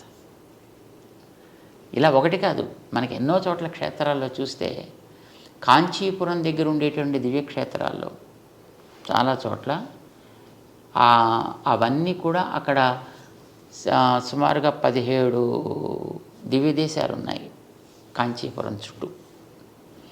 ఆ దివ్యదేశాల్లో అన్నిట్లో కూడా పరమశివుడికి జరపవలసినటువంటి ఉత్సవాలని జరిపి స్వామి ఆయా క్షేత్రాలను ఏర్పాటు చేశాడు. అక్కడ మీనాక్షి అమ్మవారి యొక్క ఆలయం మధురైలో ఉండేటటువంటి దానికి కూడా మలయధ్వజుడి యొక్క కుమార్తె ఆవిడ. సో అక్కడ కూడా జరిగే ఉత్సవాలు పక్క నుండి తిరుమాలింజోలై అని అక్కడ ఒక క్షేత్రం ఉంది. అక్కడ ఉండేటువంటి పెరుమాళ్ళు విష్ణుమూర్తి ఆయన తనకి చెల్లెలుగా ఆవిడని భావించి ఆవిడికి ముందర ఉత్సవాలు జరిపించి ఆ తర్వాత తన ఉత్సవాలు చేసుకుంటాడు. అంచేత ఎక్కడైనా సరే అమ్మవారిని, పార్వతిని లేదా పార్వతి అంశగా ఉండేటటువంటి ఇప్పుడు చండి, దుర్గా ఇలాంటి వాటన్నిటిని కూడా తన సోదరిగానే భగవంతుడు ఎప్పుడు భావిస్తాడు. రామానుజుల వారు కూడా ఆ మర్యాదను నిలబెడుతూ ఆయా క్షేత్రాలకి ముందర మర్యాద జరిపి అవి అయిన తర్వాత తమ పెరుమాళ్ ఉత్సవాలు జరిపిస్తుంటారు అన్ని చోట్ల. ఎందుకనంటే శ్రీమద్ భాగవతంలో 10వ స్కంధంలో శ్రీకృష్ణుడు జైల్లో పుట్టాడు, మదురైలో. తను తల్లిదండ్రులకి ఇద్దరికి కనిపించి, నేను మీకు పిల్లవాడుగా పుట్టాను, ఎందుకంటే వాళ్ళు పిల్లవాడుగా నువ్వు మాకు పుట్టాను తపస్సు చేసుకున్నటువంటి వాళ్ళు గతంలో. సో నేను మీకు పుట్టాను కదా అని 4 చేతులతోటి కనిపించాడు, ఆయుధాలతోటి. ఓ పుట్టావయ్యా జాతోసి దేవదేవేశ శంఖ చక్ర గదాధర. ఇలాగ వాళ్ళంతా అంగీకరించిన తర్వాత అప్పుడు ఆయన, నేను ఇక్కడ ఉంటే మళ్ళీ మీకు ప్రమాదం చేత నన్ను తీసుకెళ్ళి బలాన్ని చోట చేర్చండి, అక్కడ ఒక అమ్మాయి ఇప్పటికే పుట్టి ఉంటుంది, ఆ అమ్మాయిని మీరు తెచ్చుకోండి ఇక్కడికి అని ఆయన ఆదేశించాడు. ఆదేశించినప్పుడు వసుదేవుడు పిల్లవాడిని తీసుకుంటాడు. ఎలా వెళ్ళాలి అని క్వశ్చన్ చేయలేదు. ఇక్కడ భగవంతుడు చెప్పిన ఆదేశం మీద మళ్ళీ డౌట్స్ ఉండాల్సిన అవసరం లేదు అతనికి. చేత వెళ్ళేటప్పటికి తలుపులు తెరుచుకున్నాయి, అక్కడ ఉండేవాళ్ళతో మత్తులో పడున్నారు. వాన పడుతోంది, కానీ మీద చుక్క మీద పట్టలేదు. వెనకాతల ఆదిశేషుడు పణాలతో ఉన్నాడు. యమునా నది దాటాలి, మోకాటి లోటులోకి నేల వచ్చేసింది. ఈయన హాయిగా నడుచుకుంటూ వెళ్ళిపోయాడు. దాని మించి ఆ పిల్లవాడిని నందగోపుడికి హ్యాండ్ ఓవర్ చేశాడు. నందగోపుడి దగ్గర ఉండే ఆ అమ్మాయిని తను చేతిలో తీసుకున్నాడు. అప్పటికే ఆవిడ అక్కడ పుట్టి ఉంది. ఆ పిల్లని తీసుకొచ్చి జైల్లోకి మళ్ళీ చేరిన తర్వాత అప్పుడు ఆ పిల్ల కేరమని ఆవిడ ప్రారంభించింది. తలుపులన్నీ మూసేసుకున్నాక కంసుడు వచ్చాడు, తెలిసింది అతనికి. పిల్లని పైకి ఎగరేసి కింద కత్తి పెట్టి దాని మీద కట్ చేసే ప్రవృత్తి అతనిది. సో ఇలా చేద్దామని ఆ పిల్లని ఇలా పైకి ఎగరేశాడు. అది మొత్తం 16 చేతులతో ఉండేటువంటి ఒక శక్తి స్వరూపిణిగా వచ్చి, మూర్ఖుడా నేను చంపేవాడు ఆల్రెడీ పెరుగుతున్నాడు రా అని ఆదేశించి అక్కడి నుంచి అంతర్ధానం అయిపోయింది. అప్పుడు భగవంతుడు ఆమెకి, నువ్వు ఇట్లాంటి ఉపకారం చేసావు కనుక నిన్ను ఫలానా పేర్లతోటి ఆరాధన చేస్తారు, దుర్గా, కాత్యాయని ఇలాంటి అనేక పేర్లతోటి నిన్ను ఆరాధన చేస్తారు అని చెప్పాడు. ఇప్పుడు ఆవిడ కృష్ణుడు పుట్టినప్పుడు కృష్ణుడు తర్వాత పుట్టింది. అక్కడ కృష్ణుడు కార్యాన్ని సాధించి పెట్టింది. అందుచేత ఆవిడ కృష్ణుడికి సోదరి. కృష్ణుడు సాక్షాత్తు భగవానుడు చేత భగవానుడికి ఆవిడ సోదరి. భగవానుడి సోదరి అంటే భగవంతుడు మనకి త్వమేవ మాతాచ పితా త్వమేవ, ఆయన మనకి తండ్రి కనుక ఆవిడ ఆయన చెల్లెలు కనుక మనకి మేనత్త అయింది ఆవిడ. బాగుంది స్వామి, చాలా బాగా చెప్పారండి. శివుడి మీద ఎప్పుడు కూడా వైష్ణవులకు కానీ దానికి ఎవరికి ద్వేషం అనేది ఎప్పుడూ ఉండదు. అయితే ఎందుకు పూజ చేయాలి అప్పుడు ద్వేషం లేకపోతే? వెంటనే ఈ ప్రశ్న వస్తుంది, ఎందుకు పూజ చేయరంటే ఆయన ఆసుతోషి, కాస్త ఆయనకి కాస్త అనుకూలంగా మాట్లాడిన ఆనందపడిపోయేటువంటి వ్యక్తిత్వం, ఏది అడిగితే అది ఇచ్చేసేటటువంటి మనస్తత్వం, దానికి ముందు వెనక ఆయన చూడు. ఇప్పుడు భోళా శంకరుడు అని కదా అంటారు. నేను తల మీద చెవిటికని చేయి పెడితే వాడు భస్మం అయిపోవాలంటే తథాస్తు అనేసి అడిగిన. మరి ఎక్స్పెరిమెంట్ నీ మీదే ఫస్ట్ చేస్తానయ్యా అంటే కానీ అప్పుడు తను తెలియదు అని ఇచ్చిన వారు ఎంత ప్రమాదకరము. ఆయన అలాగా అల్ప సంతోషి, వరాలను ఇచ్చేటువంటి వ్యక్తిత్వం. మనుషులం మనం జనరల్గా ఎంత భక్తుణ్ణి నేను అని అనుకున్న వ్యక్తులకైనా ఎవడ కోరికలు తీర్చేటటువంటి ఒక వ్యక్తి ఎదురకుండా ఉన్నాడు అని అంటే ఏదో అడగాలి కావాలని అనిపిస్తుంది. తాత్కాలికమైనటువంటి ఏదో ఒక లాభాన్ని పొందాలి అని అనిపిస్తుంది. ఇలాగా మనలో ఏదైనా ఒక తాత్కాలికమైనటువంటి ఒక ఆవేశం కలిగి ఏవో కోరితే ఆయన టక్కుమని ఇచ్చేసాడు అనుకోండి, అది మనకి హితకరం కాకపోవచ్చు, ప్రియం కానీ హితకరం కాకపోవచ్చు. సో అలాంటిది ఆయన ఇచ్చినప్పుడు మళ్ళీ మనం ఇంత బతికిన తర్వాత మళ్ళీ ఎక్కడికో మళ్ళీ కిందకి పోవలసి వస్తుంది అనే భయం చేత వైష్ణవులు ఆయన్ని అడగడానికి ప్రయత్నం చేయరు. అంతే తప్ప ఆయన మీద ద్వేషం చేత కాదు. ఇప్పుడు కూడా గౌరవం అనేది అందరి మీద ఉంటుంది. ఆరాధన అందరి ఎందుకు ఉండక్కర్లేదు కదా. ఇప్పుడు ఒక స్త్రీ తన భర్తని ఆరాధిస్తుంది. భర్త గారు అన్నగారు ఉంటారు, భర్త గారి తమ్ముడు ఉంటాడు, భర్త గారి మిత్రులు ఉంటారు. వాళ్ళు ఎవరైనా ద్వేషించదే ఆవిడ ఆదరిస్తుంది. ఆదరణ వేరు, ఆరాధన వేరు. చేత వైష్ణవుడు సాక్షాత్తు శ్రీ మహావిష్ణువు ఆయన అవతారాలు ఏముంటాయో వాటిని ఆరాధిస్తాడు. మిగిలినటువంటి వాళ్ళంతా దేవతలు. ఆ దేవతలందరినీ కూడా చిన్న అతి అల్పమైనటువంటి గ్రామ దేవత దగ్గర నుంచి ఈ దేవతలందరిలోకి అతి పెద్దవాడైన చతుర్ముఖ బ్రహ్మ దాకా అందరినీ ఆదరిస్తారు, అందరినీ గౌరవిస్తారు. వీళ్ళంతా నా దేహంలో భాగాలే అని భగవంతుడు అంటే మనం భగవంతుడే ప్రేమ ఉంటుంది అనుకున్నప్పుడు ఆయన దేహం మీద ద్వేషం ఎందుకు ఉండాలి? నేను నిన్ను చాలా ప్రేమిస్తానయ్యా, నీ ప్రాణం అంటేనే నాకు ఇష్టం లేదు, అది మాత్రం తీసేస్తానంటే వాడిని ఏమంటాం మనం?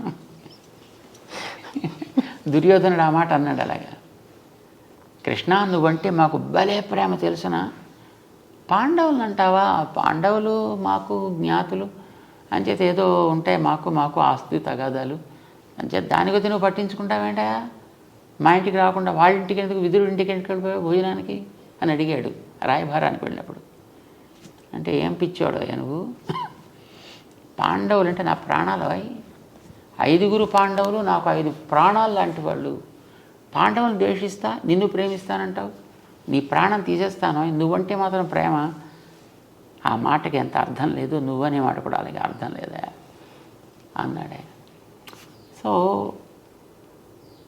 ఎవరైనా సరే మనకి భగవంతుడు దేహంలో భాగాలే అన్నప్పుడు ఎందుకు ద్వేషం ఎందుకు ఉంటుంది? నిజమైన వైష్ణవుడు ఎవ్వడిని ద్వేషించడు. తప్పు చేసేవాడిని తప్పుని ద్వేషిస్తాడు, వ్యక్తిని కాదు. ఎవడైనా చేస్తే అట్లాగా చరిత్రలో మీరు ఎక్కడైనా ఇప్పటిదాకా గమనించండి, ఎవడైనా ఎక్కడైనా ఒక శైవ ఆలయాన్ని విష్ణు ఆలయాల కింద ఎక్కడైనా కన్వర్ట్ చేసినట్టు ఉందా? ఇవి ఎన్నో రకాలుగా మారాయి, వాటిని ఎటు నుంచి ఇటు మారలేదు. స్వామి, విశిష్టాద్వైత మార్గము అద్వైత మార్గము రెండు విభిన్న మార్గాల, ఒకటి రూపాంతరం చెంది ఇలా వచ్చిందా, లేకపోతే 2 మార్గాల ద్వారా కైవల్యం సాధించవచ్చా? ఆలోచనలో కలిగే పక్వతని బట్టి సిద్ధాంతాలు ఉంటాయి. సిద్ధాంతం అనేది ఒక వ్యక్తి యొక్క మానసికమైనటువంటి పరిపాక దశ ఎలా ఉంటుందో దాన్ని బట్టి అది ఏర్పడుతూ ఉంటుంది. ఇప్పుడు ఏదైనా ఒక వస్తువుని చూసి ఇది ఎన్ని అని అడిగామనుకోండి, ఏం చెప్తారు మీరు? తిరునామాలు, శంఖ చక్రాలు. ఇది ఎన్ని? స్వామివారి చిహ్నాలు ఎన్ని? స్వామి ఇది ఎన్ని? 3 అని చెప్పవచ్చు స్వామి. నామాలు ఒకటిగా పరిగణిస్తే బేస్ 4, బ్యాక్ కింద support.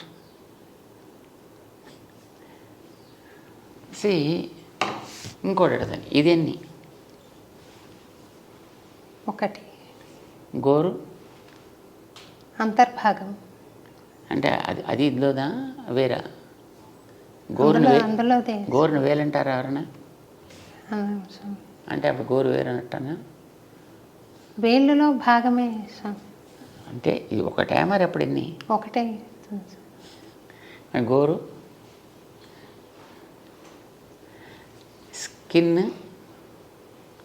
Bone, blood, flesh, cells ఎన్ని? సో దీన్ని ఒకటి అనొచ్చు, అంశాలను విడివిడిగా చూస్తే వేరు వేరు అనొచ్చు. స్కిన్ వేరు, బ్లడ్ వేరు, బోన్స్ వేరు, బోన్స్లో ఉండేటటువంటి అంశాలు వేరు, బ్లడ్లో ఉండే అంశాలు వేరు. అలా చూస్తే ఇందులో బోల్డ్ అని ఉన్నాయి. ఇది ఒకటి కాదు, ఇది బోల్డ్ యొక్క సమాహారం, కలయిక. సెల్స్ ఉన్నాయి. Cells, there are thousands and millions of cells are there. So ఇది ఎన్నిటి యొక్క కలయిక, కూడుకున్న ఒకటి. కొందరు దీన్ని చూసి ఇది ఒకటే, ఒకటంటే ఒకటే అన్నారు కొందరు. ఆ ఒకటి మాత్రమే, ఇంకొకటి ఏమి అనడానికి వీల్లేదు. దీని ఏమని అంటే అదంతా ఉత్తిదే. ఇది అద్వైతం. దీన్ని ఒకటి అని ఎలా అంటామండి? బోన్స్ ఎప్పుడు స్కిన్ కాదు, స్కిన్ ఎప్పుడు బ్లడ్ కాదు, బ్లడ్ ఎప్పుడు నెయిల్ కాదు, నెయిల్ ఎప్పుడు హెయిర్ కాదు. ఇవన్నీ వేరే వేరే. అది వేరు తత్వం అయిపోయింది, ద్వైతం అయిపోయింది. రామానుజులు అన్నారు, ఇది వేరు అనొచ్చయ్యా, ఒకటి అనొచ్చు. అన్నిటితో కలిసిన ఒకటి. దాన్ని మనం విడివిడిగా చూడాలంటే వేరు. కనుక ఇది వేరా ఒకటా అంటే వేరు అనొచ్చు, ఒకటి అనొచ్చు. కానీ మరి ఎలా చెప్పాలి?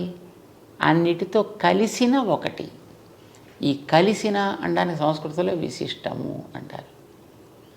విశిష్టం అంటే స్పెషల్ కాదు, విశిష్టం అంటే గ్రేట్ కాదు, విశిష్టం అంటే కలిసిన, కొన్నిటితో కలిసిన ఒకటి.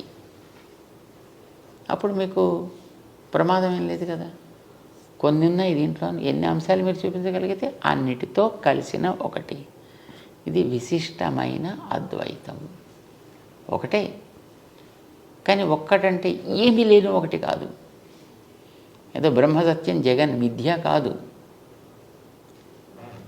అన్నిటితో కూడుకున్న ఒకటి. ఇది విశిష్ట అద్వైతం. అలాంటి మరొకటి లేదు ప్రపంచంలో, ప్రపంచానికి బయట. కానీ ఇందులో కదిలే ఉన్నాయి, కదలను ఉన్నాయి. సెల్స్ కదిలేవి, స్కిన్ కదలనిది, బోన్స్ కదలనిది. కదిలేవి కదలనివి ఈ రెండుతోటి కూడుకొని ఉంది. కదిలే వాటిని చేతనాలు అన్నారు, కదలని వాటిని అచేతనాలు అన్నారు.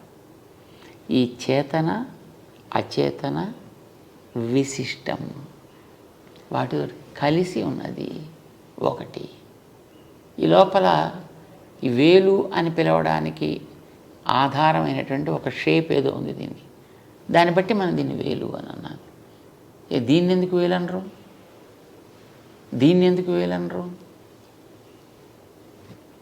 లేదు దీన్ని ఎందుకు చెయ్యనరు? సో దాని ఆకృతి విశేషాన్ని బట్టి, దాని యొక్క యాక్టివిటీని బట్టి, దాని యొక్క స్వరూపాన్ని బట్టి ఒక్కొక్క దానికి ఆయా నామ నిర్దేశం చేశారు. దానివల్ల దీనికి వేలు అని మనం పేరు పెట్టుకున్నాం. దీనికి ఆ వేలుత్వం అనే దాంట్లో ఉంటుంది. అది మొత్తం దీంట్లో అంతటా ఉంటుంది.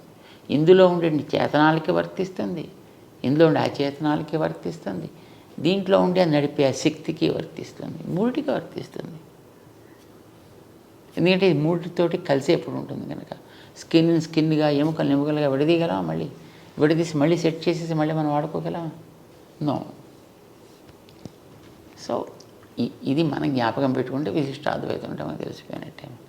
మరి ఇప్పుడు అద్వైత మార్గంలో సాధన చేస్తున్న వాళ్ళకి పరమావధి ఎప్పుడు ఉంటుంది? ఎక్కడ వాళ్ళకి పరమావధి అనేది వాళ్ళు ఏం కోరరు కదా. అద్వైతం అనేటటువంటి దాన్ని తెలిసినటువంటి వ్యక్తి కోరుకునేది ఇక్కడ ఉండేటటువంటి బంధము పోవుట. తర్వాత తను ఎక్కడికో వెళ్ళాల్సిందంటూ ఏం లేదు. ఎందుకంటే వాళ్ళకి ఏది వేరే ఇతరత్ర ఏది బ్రహ్మమే ఉంది ఇక్కడ. బ్రహ్మకి ఇక్కడ కేవలం ఒక అడ్డు ఒకటి ఏర్పడింది. ఈ అడ్డు తొలగితే బ్రహ్మమే.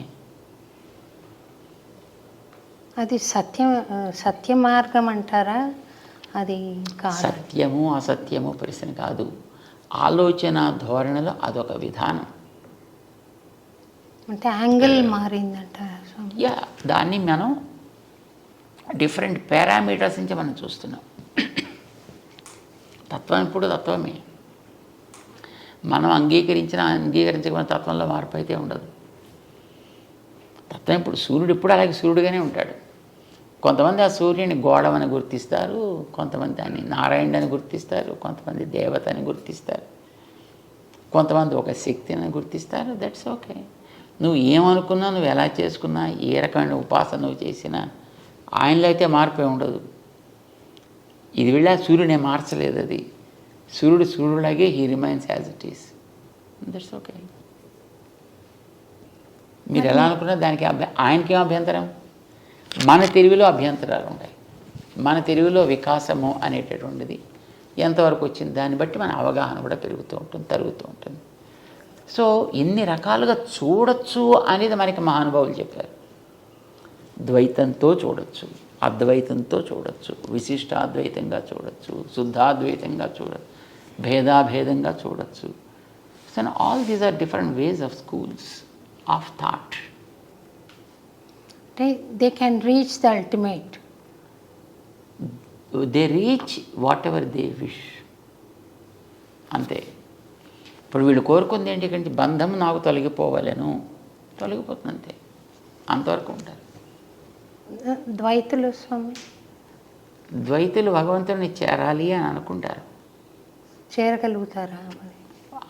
ఆ నిష్ట వాళ్ళు ఉంటే ఎస్ తప్పకుండా వాళ్ళు చేరగలచ్చు. మనం కోరేది మోక్షం అనేటటువంటిది కర్మబంధం. యాక్చువల్లీ ఇక్కడ మనకి ఎందుకోసం పుట్టుక చావు వస్తున్నాయి? కర్మబంధం. ఈ కర్మబంధం తొలగిపోవాలి మనకి. దీని పేరు మోక్ష. ఈ కర్మబంధం నాకు తొలగిపోయిందంటే నా సహజ స్థితి ఏదో నాకు ఏర్పడుతుంది. ఆ సహజ స్థితి ఏమిటి అనేది ఒక చోటు, పరమపదం అనేటువంటి చోటు, అక్కడ భగవంతుడు విగ్రహ రూపంలో ఉంటాడు. విగ్రహ రూపంలో అంటే మన దగ్గర కూడా విగ్రహ రూపంలో ఉంటాడు, కానీ ఇలా ఉంటాడు అక్కడ ఆయన. ఓ సహజంగా ఉండేటువంటి జ్ఞాన శక్తి ఇలాంటి వాటి అన్నిటితోటి కూరుకుంటాడు. శరణాగతి గజ్జల్లో చూడండి, రామానుజరావు ముందర వర్ణిస్తారు, చూసారా? అన్ని రకాలుగాను వీడు నాకు ఈయనే ప్రభువు, ఈయనే నాకు సర్వస్వం కనుక ఆయనకే నేను అంకితమై ఉండాలి, ఆయనకే నేను అన్ని రకాల సేవలు చేయగలగాలి.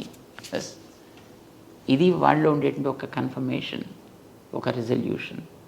ఇది కలిగిన వాడికి ఎంతెంత వాడు ఆ భగవత్ సేవ వాడు చేసుకోగలుగుతుంటే వాడు అంతంత భగవంతుడి దగ్గరగానే ఉంటాడు వాడు. అయితే ఏంటి, మనకి కర్మ బంధం ఉన్నంత వరకు అనుకున్నట్టుగా చేయలేడు. బంధం తొలగిపోతే ఇంకా బాగా చేయగలుగుతాడు. అంటే కర్మబంధం తొలగడం, భగవత్ సన్నిధి లభించడం, భగవత్ సేవ చేసుకోవడం, ఇది ఒక స్టెప్ బై స్టెప్ అన్నమాట. ఇది దీన్ని మొదటి నుంచి ఆరంభం చేసి ఒక 54 మెట్ల కింద భావన చేస్తూ మన వాళ్ళు దాన్ని ఒక చిన్న ఒక ప్రవచనం ఉందన్నమాట. దాన్ని ఒక పుస్తకం కింద వేస్తారు దాన్ని. సో మనం చేసేటటువంటిది అల్టిమేట్లీ ఏం కోరుకుంటాం? భగవంతుడు, ఆయనకి మనం దాసులం కనుక మనం చేసేది ప్రతిదీ ఆయనకి సేవ కావాలి. ఇక్కడ ఉండేటప్పుడైతే బంధంలో ఉండి చేస్తున్నాం, బంధం తొలగిపోతే ఇంకా బాగా చేసుకోగలుగుతాం. అంతే తేడా మనకి మోక్షం అంటే. కానీ మిగతా వాళ్ళకి మోక్షం అంటే భగవంతుడు ఒకడు ఉంటాడు, వాడికి దాసుడిగా మనం ఉంటాం, మనం అక్కడ ఏదో సేవ చేస్తాం అనేది అద్వైతంలో ఉండదు. ఎందుకంటే నేనే బ్రహ్మం అయిపోతా. ఇప్పుడు దీపం ఆరిపోయింది ఇక్కడ, ఎక్కడికి వెళ్ళింది అది? మన వాళ్ళు ఎవరో చూసి వచ్చిన కొండెక్కింది అన్నారు. అదేనా కొండెక్కింది, ఎక్కడి నుంచి నడిచింది ఎక్కడికైనా? దీపం దేంట్లో చేరింది? దేంట్లో చేరలేదు, అక్కడే ఆరిపోయి ఊడిపోయింది. ఇలా చెప్పే కాన్సెప్ట్ ఒకటి ఉంది పూర్వంది. దాన్నే తీసుకున్నారు. తీసుకుని అది ఆరిపోవడం లేకుండా పోవడం కాదయా, అంతటా ఉన్నాడు అని అనుకునే పరబ్రహ్మ తత్వంలో ఇది కూడా ఏకమైపోయింది. ఇది వాడికి అద్వైతం అంటే.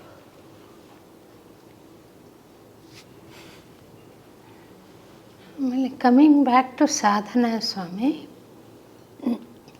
ఆచార్య అనుగ్రహం పనిచేస్తుందా, విశ్వాసం ఎక్కువ పనిచేస్తుందా స్వామి? ఆచార్య అనుగ్రహం ఉంటే విశ్వాసాన్ని కూడా బలాన్ని ఇవ్వగలుగుతారు ఆయన. విశ్వాసం లేకుండా ఆచార్య అనుగ్రహం పనిచేస్తుంది. కానీ ఇప్పుడు ఒక ఇనప మొక్కను తీసుకుని దాన్ని మనం కార్వ్ చేసి అందులోంచి ఒక అద్భుతమైనటువంటి ఒక శిలని, ఒక మూర్తిని తయారు చేస్తున్నాం. దానికి ఏముంటుంది? విశ్వాసం. నీలో తయారు కావాలి అని ఉంది, చెక్కేవాడిలో నేర్పడతాను ఉంది, వాడు చెక్కాడు. అట్లానే ఆచార్యులు అనేటటువంటి ఒక తత్వం తన అనుగ్రహంతో మనలో యోగ్యత లేకపోయినా మనకి కావలసినటువంటి స్థితిని లభింపచేయగలగచ్చు. ఇప్పుడు ట్విన్ టవర్స్ని వాళ్ళు పడగొట్టారు కదా స్వామి, టెర్రరిస్టులు. యా, వాళ్ళు జిహాద్ అని నమ్ముతున్నారు. ఇది చేయడం ద్వారా అల్లాకి మేము దగ్గర వాళ్ళం అవుతాము, మేము అల్లా దగ్గరికి వెళ్తాము అని నమ్మి చేశారు ఆ పని. ఆ నమ్మకం వాళ్లకు పనికి వస్తుందంటారా? అది పనికిరాందే. అంటే నిష్కారణంగా ఒకడికి హింస అనేటటువంటిది ఎప్పుడు కూడా మన వైదిక సంప్రదాయంలో లేనే లేదు. నిష్కారణంగా ఎవడికి హింస కలిగించినా అది నేరమే అవుతుంది. అది నిష్కారణంగా. ఇప్పుడు ఒక పరిపాలకుడు ఒకడికి దండన విధిస్తాడు, తప్పు చేస్తే మరణదండన విధిస్తాడు. అది వాడి నియమం. వాడు దాన్ని చేసి తీరాలి, వాడికి అవతల వాడి యొక్క దోషాన్ని బట్టి. కానీ నిష్కారణంగా ఎవరిని హింసించడం అనేటువంటిది మనవాడు ఎప్పుడు ఒక గడ్డి పరచని కోసిన మన రామానుజులో ఒక శిష్యులు ఒక ఆయన ఉండేవారు, కూరేసులు అంటారు వారిని, కూర తాళ్వాన్ అని అంటారు. ఆకు కోసాడు ఆయన ఒకనాడు తెలియక, దాంట్లోంచి ఆ నీటి బిందువులు జారడం ప్రారంభం చేశాయి. శాప్ అంటాం కదా మనం, ఆ అరిటాకులు కొయ్యగానే దాంట్లోంచి నీళ్ళు వస్తాయి. సో అలాగ రావడం గమనించి, అయ్యో నేను ఏడిపించానే, నేను ఎంత కష్టం వచ్చిందో నీకు. ఇది వారి భావన. అంటే నిష్కారణంగా ఎప్పుడైనా వీళ్ళకి తెలియకపోయిందా ఏదైనా ఒక హింస ఎవరికైనా జరిగినా దానికి హృదయం నొచ్చుకుని దానికి ఎన్నో రకాల ప్రాయశ్చిత్తాలు చేసుకునేటటువంటి వ్యక్తిత్వం మనకి మన గ్రంథాల్లో కనిపిస్తోంది. మరి ఎదటి వాడిని ఎంతమంది చంపగలిగితే అంతమందిని చంపి అది భగవంతుడికి ఆనందం కలిగిస్తుంది అనుకోమంటే మరి అది ఎట్లా కుదురుతుంది?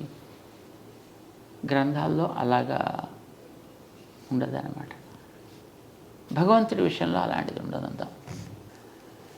పిపి నాంచారి అని ఒక పాత్రను మనం చూస్తాం కదా స్వామి, అది సత్యమైన పాత్రేనా? యా, మేల్కోటలో ఉన్న ఉత్సవ విగ్రహంతో ఆమె చాలా ఇష్టపడి తీసుకుని వెళ్ళిందని. అంటే అప్పట్లో వాళ్ళు విగ్రహాలని తీసుకుని వెళ్ళిపోయేటప్పుడు మేలుకోట్ల విగ్రహం కూడా తీసుకెళ్ళిపోయారు. తర్వాత వాటిని ఎక్కడో తీసుకెళ్ళి లోపల పారేసుకుంటారు, అలా ఉండిపోయారు. రామానుజుల వారు ఆ మేలుకోటకి 20 సంవత్సరాల కాలం వెళ్ళారని అన్నాం కదా. ఆ సమయంలో ఒకచోట వారికి ఆ క్షేత్రంలో ఈవేళ పూజలు అందుకుంటుండేటువంటి స్వామి విగ్రహం కనిపించింది. చాలా అందమైనటువంటి విగ్రహం.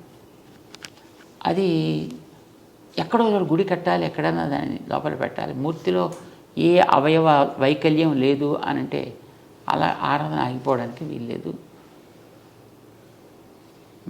దీన్ని ఎక్కడైనా ఒక ఆలయం కట్టాలి. ఎదురు చూస్తూ ఉండే అంతలో తొండనూరు రాజుగారి యొక్క కుమార్తెకి అనారోగ్యం చేసింది. ఎవరు తగ్గించలేకపోతున్నారు. వాళ్ళ రాచ వైద్యులు వచ్చారు, ఎవరు తగ్గించలేకపోతున్నారు. పాప ఆయన చాలా దిగులు పడిపోయి కూర్చున్నాడు. ఆయన రామానుజుల వారు వచ్చారని తెలిసి అక్కడ ఉండేటువంటి ఒక ఆయన ఇలా వచ్చారట మహానుభావులు. ఆయన గతంలో ఇలాంటి ఒక బ్రహ్మరాక్షసి ఎవరికో పడితే తొలగించారట, మనం కూడా చేస్తే బాగుంటుందని రాజుగారికి చెబితే రాజుగారు వచ్చి తన విషయాన్ని చెప్పుకుంటే రామానుజుల వారి దయతోటి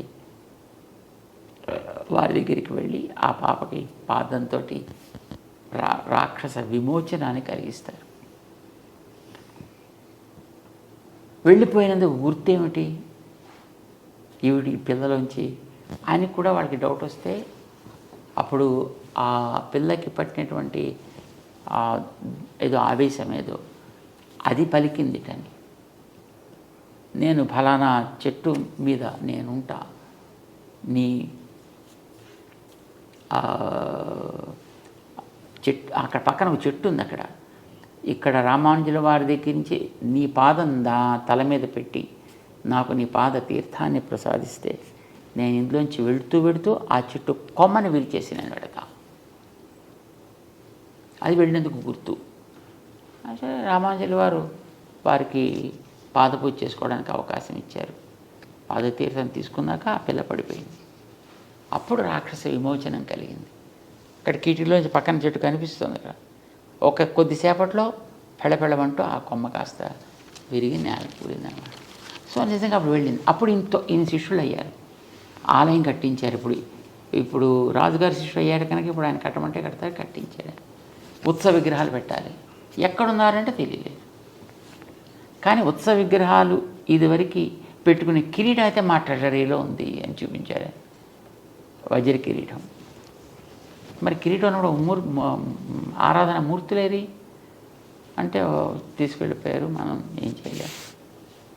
అప్పుడు వాటిని తీసుకొద్దాం, మనం వెళ్ళి అడుగుదాం, మన దేవుడిని మనకేమని అడుగుదాం అని రామాంజలి వారు అక్కడికి వెళ్ళి వారి దగ్గర తీసుకొస్తారు ఆ విగ్రహాలని. మేలుకోటలో జరిగింది ఇప్పుడు ఈ సన్నివేశం.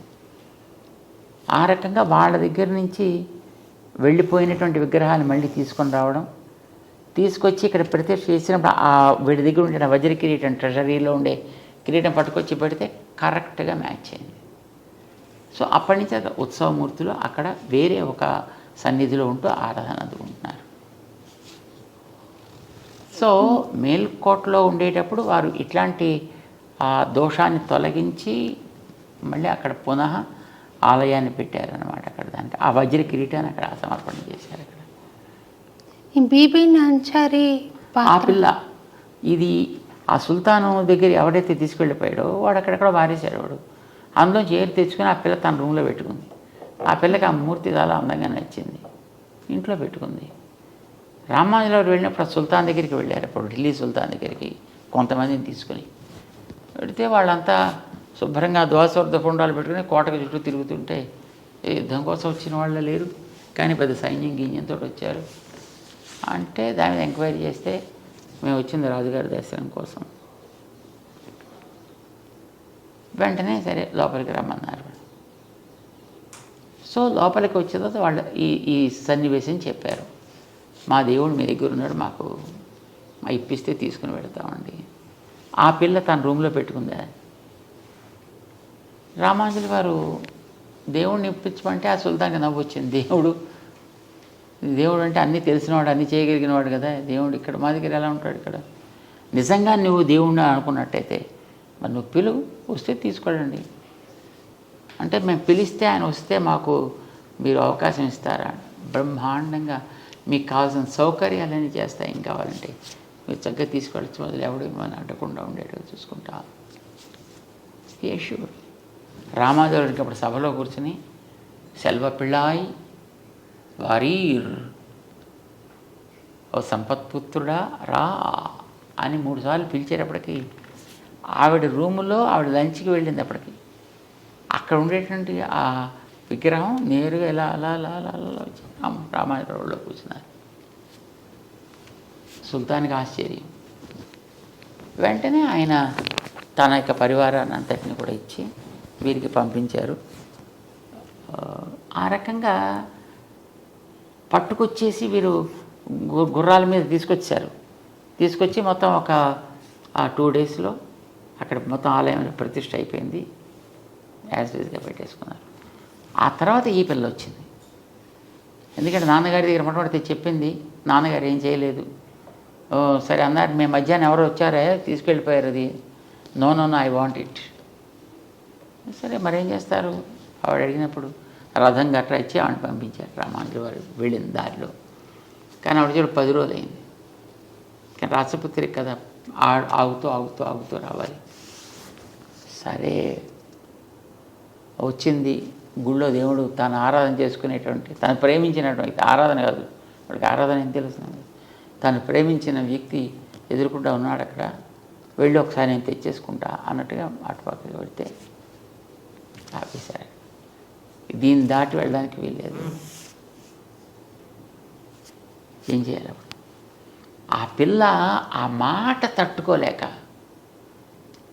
నేను ఎన్ని రోజులు నా రూమ్లో పెట్టి హాయిగా ఆడుకుంటూ ఉండేటటువంటి ఆవిడ దృష్టి అది బొమ్మే కావచ్చు, కానీ she was so attached to that. దాని దగ్గరికి వెళ్ళకపోయేటప్పటికి అక్కడే దుఃఖంతో కూలిపోయినది, చనిపోయింది. అప్పుడు రామాంజలి వారి తర్వాత తెలిసిన సమాచారం, ఈ పిల్ల ఇంత భక్తి ఇంత శ్రద్ధ, ఈ విగ్రహం ఆవిడకి సంప్రదాయం తెలుసునా తెలియదా అది వేరే విషయం, ఇవన్న వచ్చునా రాదా అనేది వేరే విషయం, కానీ దట్ వే ఇన్వాల్వ్డ్ ఇది చూసి రామానుజాచార్యుల వారు ఆమెకు కూడా సాక్షాత్తు లక్ష్మీ అంశ లేకపోతే ఇంత ప్రేమ ఉండదు కనుక ఆవిడ కూడా లక్ష్మీలాగా ఆరాధనలు జరగాలి అని అక్కడ ఏర్పాటు చేసి పెట్టారు. అక్కడ మేల్కోటలో ఉందా స్వామి? మేల్కోటలో ఇప్పుడు బీబీ నాంచియార్ అంట. ఎందుకు స్వామి అది హైలైట్ అవ్వలేదు? ఇప్పుడు ఉన్న ఈ మత విద్వేషాలు తగ్గుతాయి కదా. వాస్తవాలు చెప్పడానికి కూడా కొంతమందికి ఇష్టం ఉండదు. జనాలంతా కలిసిపోతే కూడా ఇష్టం ఉండదు. కలిసిమెలిసి తిరుగుతుంటే చూడబుద్ధి అవ్వదు. వాళ్ళ రొట్టి బాగా వేగాలి అని అంటే వీళ్ళు కొట్టుకుంటూ ఉంటే వాళ్ళకి they have their own activities continue. ఇప్పుడు స్వాతంత్ర్యం వచ్చి 76 ఏళ్ళ పైన అవుతుంటే ఇప్పటిదాకా కొంతమంది పూరిపాకల్లో పడి దళితులు దీనులుగా ఉన్నారంటే అర్థం ఏంటి? ఇప్పటికి ఎన్ని లక్షల కోట్లు వాళ్ళ కోసం శాంక్షన్ చేశాయి ప్రభుత్వాలు. ఏమైపోయామంతా? అవన్నీ ఇచ్చుంటే వాళ్ళకి అసలు ఇప్పటికి బ్రహ్మాండ భవనాల్లో వాడుతూ ఉండాల్సిందే. అలాంటి పూరిపాకలే ఉండకుండా ఉండాల్సింది అంటే ideologically that's good. That's utopian ideology, right? కానీ అది కనుక లేకపోతే వీళ్ళకి రాజకీయంగా నిలకడ ఉండదు. అంచేత వాడిని మెయింటైన్ చేస్తూ ఉండాలి ఎప్పుడన్నా. ఒక చిన్న భక్తురాలిగా నేను ప్రచారం చేయొచ్చా స్వామి ఆ కథ? చక్కగా చేయాలి. మన ప్రైమ్ మినిస్టర్ గారే చెప్పారు రామానుజుల విగ్రహం ఆవిష్కరించడానికి వచ్చినప్పుడు. ఇక్కడ వచ్చి చెప్పారు కానీ అన్ని చోట్ల చెప్పాలి కదా. అన్ని చోట్ల అవసరం ఎక్కడ వస్తే అక్కడ చెప్తారు, దానికే ఉంది. ఇప్పుడు రామానుజుల వారి స్టాంప్ రిలీజ్ చేశారు ఢిల్లీలోనే, వారి భవనంలోనే చేశారు. బ్రహ్మాండంగా చెప్పారు అప్పుడు దాని గురించి. ఆ రోజుల్లో 1000 ఏళ్ల క్రితం రామానుజుల వారు చేసినటువంటి సామాజికమైనటువంటి విప్లవాలే కాదు, ఆధ్యాత్మిక రంగంలో వారు చేసినటువంటి రెవల్యూషనరీ చేంజెస్, రిఫార్మ్స్, ఇంత పదవి పవరు ఉండి కూడా మా చేతుల్లో మేము వాటిని టచ్ చేయడానికి కూడా సాహసించలేము.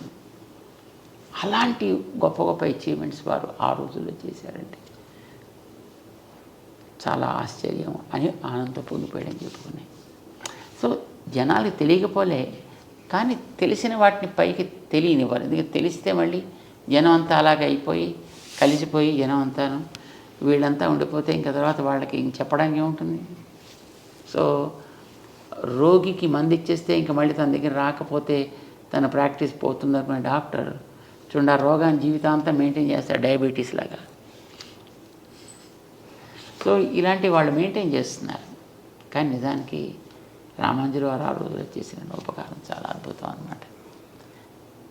అందరినీ కూడా ఒక ప్లాట్ఫామ్ తీసుకురాగలిగారు కదా ఆయన. అందరూ కూడా భగవంతుడితో సమానమే అన్నారు కదా. ఒక మాల వ్యక్తికి తన గురువు గారు అంతిమ సంస్కారం చేయడం తన కన్నులతో చూశాడు ఆయన. చేత మనకి సాంప్రదాయకులలో ఏ రకమైనటువంటి చికాకులు ఉండవు, లేవు. కానీ అందరికీ తెలియడానికి తెలియచేయాల్సినటువంటి స్థాయిలో ఉండేవాళ్ళు తెలియజేసే ప్రయత్నాలు చేయటం లేదు. మిగతా వాళ్ళు చెప్పేది కొంతవరకు పెడతాయి. మాస్లోంచి వెళ్ళడానికి కావాల్సినట్టుగా ఉంటే అది ఎక్కువ మందికి రీచ్ అవుతుంది. ఈ ఆధునిక యుగంలో కులం యొక్క ప్రాముఖ్యత ఏమైనా ఉందా స్వామి? వేస్టా? కులము అనేటటువంటిది ఒక స్కిల్ని బట్టి వచ్చినటువంటిది.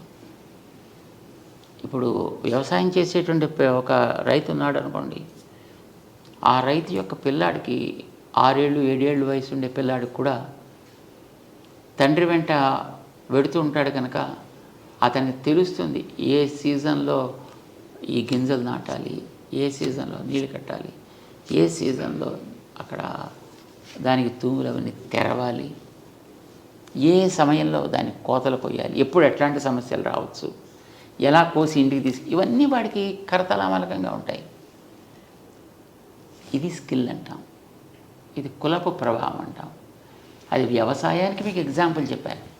మీకు ఎంఎస్సీఓ లేకపోతే ఇంకోటి ఏదో అగ్రికల్చర్ ఎంఎస్సీ చేసిన వాడిని వెళ్ళి గింజలు నాటరా అంటే వాడికి నాటుడు రాదు, పోతా రాదు, వాడికి ఇంకోటి రాదు, వాడు ఏం చేయలేడు. వాడికి చదువు ఉంది, వీడికి పొట్టనిండా అక్షరాలు ఉన్నాయి, కానీ చేతులకి మూమెంట్ లేదు వాడికి.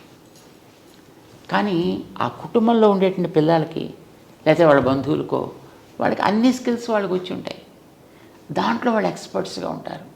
వీడికి బయట చదువు కూడా తోడైతే తాను చేసే పనిని మరింత వేగవంతంగా మరింత ప్రొడక్టివ్గా చేయగలుగుతాడు. కులాలన్నీ అలా వచ్చినవి, ఒక్కొక్కటి ఒక్కొక్క స్కిల్ని బేస్ చేసుకుని అవన్నీ కూడా వచ్చాయి. కానీ ఈ రోజుల్లో ఆ స్కిల్స్ అన్నిటిని కూడా మొత్తం పూర్తిగా దే పుల్ డౌన్. నాకు చాలా సంతోషం కలిగించిన విషయం స్వామి, మీరు ఇళయరాజా గారి కార్యక్రమం ఏర్పాటు చేస్తున్నారని. ఆయనకు అంత సంగీతం అబ్బింది, మనం అనుకుంటున్న అగ్రవర్ణాలకు చెందిన మనిషి కాదు. మీరు పిలిచారు, నాకు చాలా సంతోషం అనిపించింది. ఆయన అంతటి కంపోజర్గా నిరూపించుకున్నాడు అన్ని పాటల ద్వారా. ఇళయరాజా గారు ఒక వాద్య సంగీతాన్ని ఆయన అమర్చినట్లుగా ఇంకెవరు అమర్చలేరు స్వామి. అంత అద్భుతమైన కళ ఉన్న మనిషి ఆయన, టాలెంటెడ్ పర్సన్. మరి ఆయనకి పూర్వులు ఎవరున్నారనేది నాకు తెలియదు. అది భగవద్ అనుగ్రహమా లేకుంటే స్వయం కృషి అంటారా స్వామి? స్వయం కృషి కూడా భగవద్ అనుగ్రహమే స్వామి. మామూలుగా అయితే ఎవరికి ఏది రావాలన్నా భగవద్ అనుగ్రహమే ఉండాలి. లేదండి నేనే కష్టపడి సంపాదించుకున్నాను అంటే, కష్టపడి నువ్వు సంపాదించుకున్నాను అనుకునే నీలో కూడా వాడే కదా ఉన్నది. వాడు ఉన్నప్పుడే నువ్వు పని చేస్తావు, వాడు లేకపోతే ఇది సేవమే కదా. ఆధ్యాత్మిక మార్గం చూస్తే తిరుప్పణాళ్వార్ కూడా హరిజన్. ఇప్పుడు మనం అనుకునే హరిజన్, కానీ ఆయన భక్తి పరమ భక్తుడు. అందుకోసమే భగవంతుడు ఆయన్ని తన దేహంలో కలిపేసుకున్నాడు, ఆయన తనలో అబ్జార్బ్ చేసుకున్నాడు, ఆయన గోదాదేవిని చేసుకున్నట్టుగా. అందుకే ఆయన మన వాళ్ళు ఆలయాల్లో పెట్టి అంత భగవద్గీతని పొందినటువంటి వ్యక్తి సామాన్యుడు ఎందుకు అవుతాడు? అతను జత శారీరకమైనటువంటి యోగ్యత తీసి పక్కన పెట్టండి, ఆయనలో ఉండేటటువంటి భగవంతుడి యొక్క అంగీకారాన్ని దర్శించండి, ఆరాధించండి. అంచేత మన ఆళ్వార్లలో ఒకరిగా చేశారే. అదే ఎగ్జాంపుల్ మనకి తర్వాత రామానుజాచార్యుల వారి యొక్క గురువు గారు యామునాచార్యులు వారు కూడా అలానే ఒక దళితుడిని తన దగ్గర చేర్చుకున్నారు. తన దగ్గర ఉండేటువంటి మిగతా వైదిక విద్యార్థులతో పాటు ఈక్వల్గా అతను కూడా సంస్కారాలు ఇచ్చారు. ఆ ఫ్రెండ్షిప్ తోటే రామానుజుల వారికి గురువుగా ఉండే మహాపూర్ణులు అని ఆయన ఆ హరిజనుడి యొక్క చర్మ సంస్కారాన్ని తను చేశాడు ఆయన. సో కులాలు అనేవి ఉన్నమాట వాస్తవం, కానీ కులాలు పోట్లాట్ల కోసం రాలేదు. కులాలు అనేవి కళని పెంచుకోవడానికి కోసం వచ్చాయి. మనకి కళలు పెరగాలి, కులాలు మనకి అభ్యంతరం కాకూడదు ఎప్పుడూ. కానీ అది సరైనటువంటి రీతిలో ఉపయోగించకపోతే అది ప్రమాదం అవుతుంది. దానికి సరైనటువంటి మార్గాన్ని చూపించకపోతే అది ప్రమాదకరం అవుతుంది. ఇప్పట్లో చూడండి, ఈ రోజుల్లో ప్రతివాడు ఆ కులం పేరు చెప్పుకొని, ఇదివరకు 4-5 కులాలు ఉండేవి, ఇప్పుడు 5-6 వేల కులాలు అయిపోయాయి మొత్తం అంతా. మరి ఎక్కడి నుంచి వచ్చాయమని తెలియదు, ఎందుకు వచ్చాయమని తెలియదు. పోయిన వ్యక్తులు ఆ కళని మనం పోషిస్తున్నామంటే ఆ కళని దారుణంగా నాశనం చేస్తున్నాం, వైజ్ఞానికం అని పేరు పెట్టుకుని.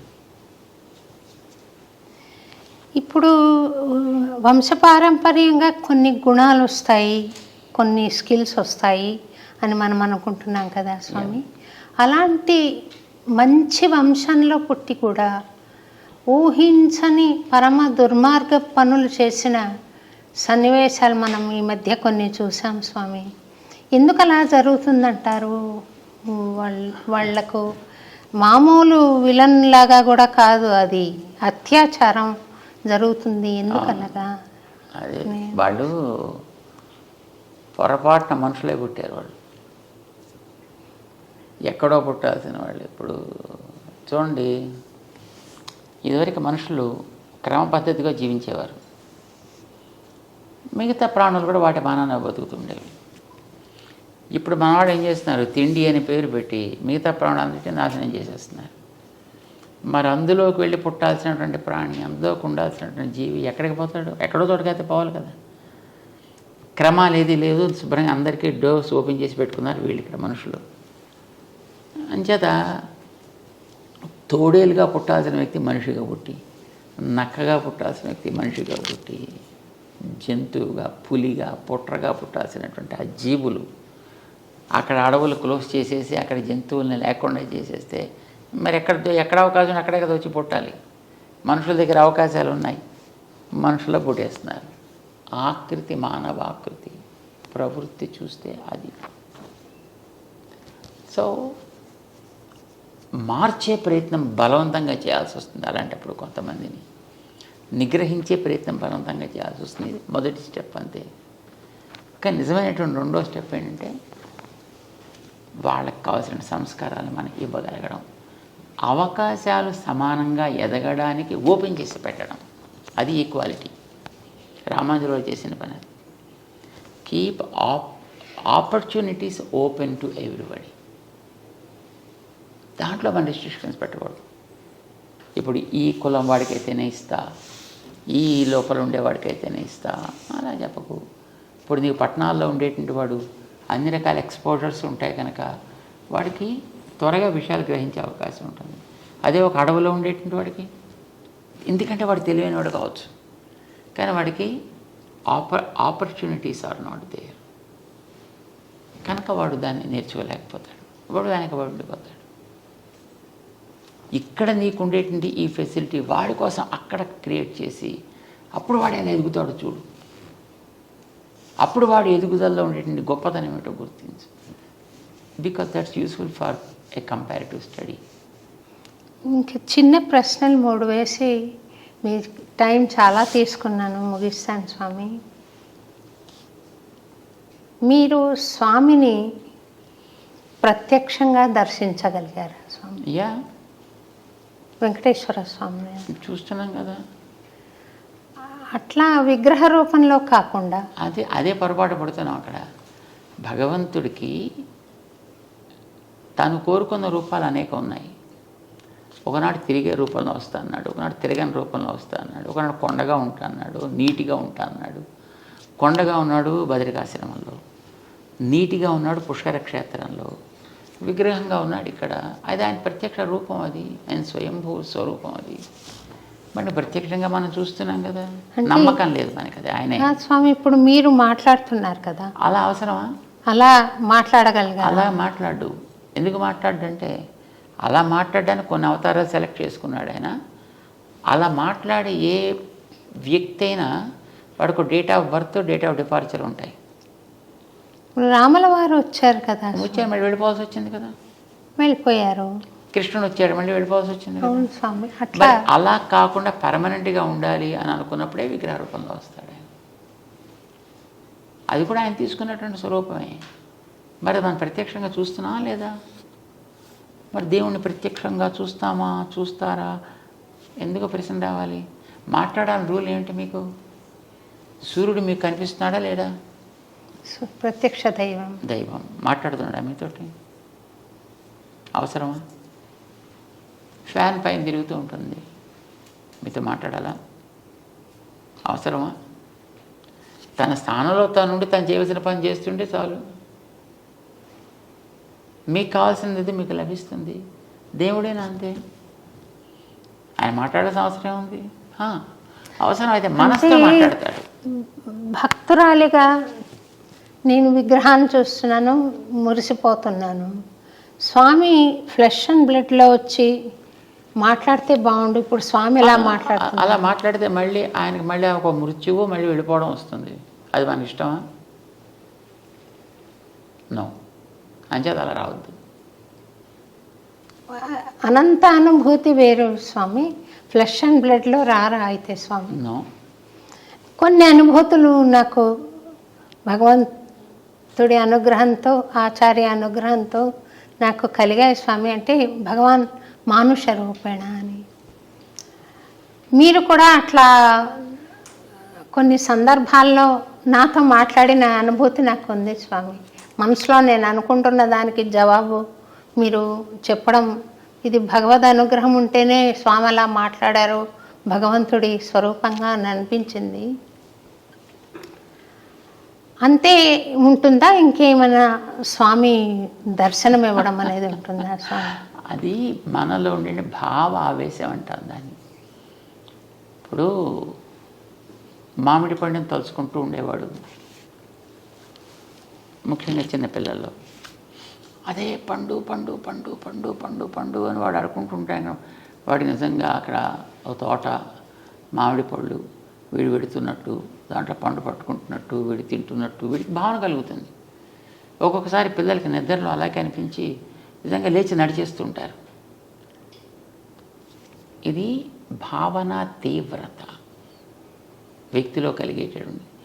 అది లోపల బయట ఈ తేడా తెలియనంత క్లారిటీ వాళ్ళల్లో ఉంది.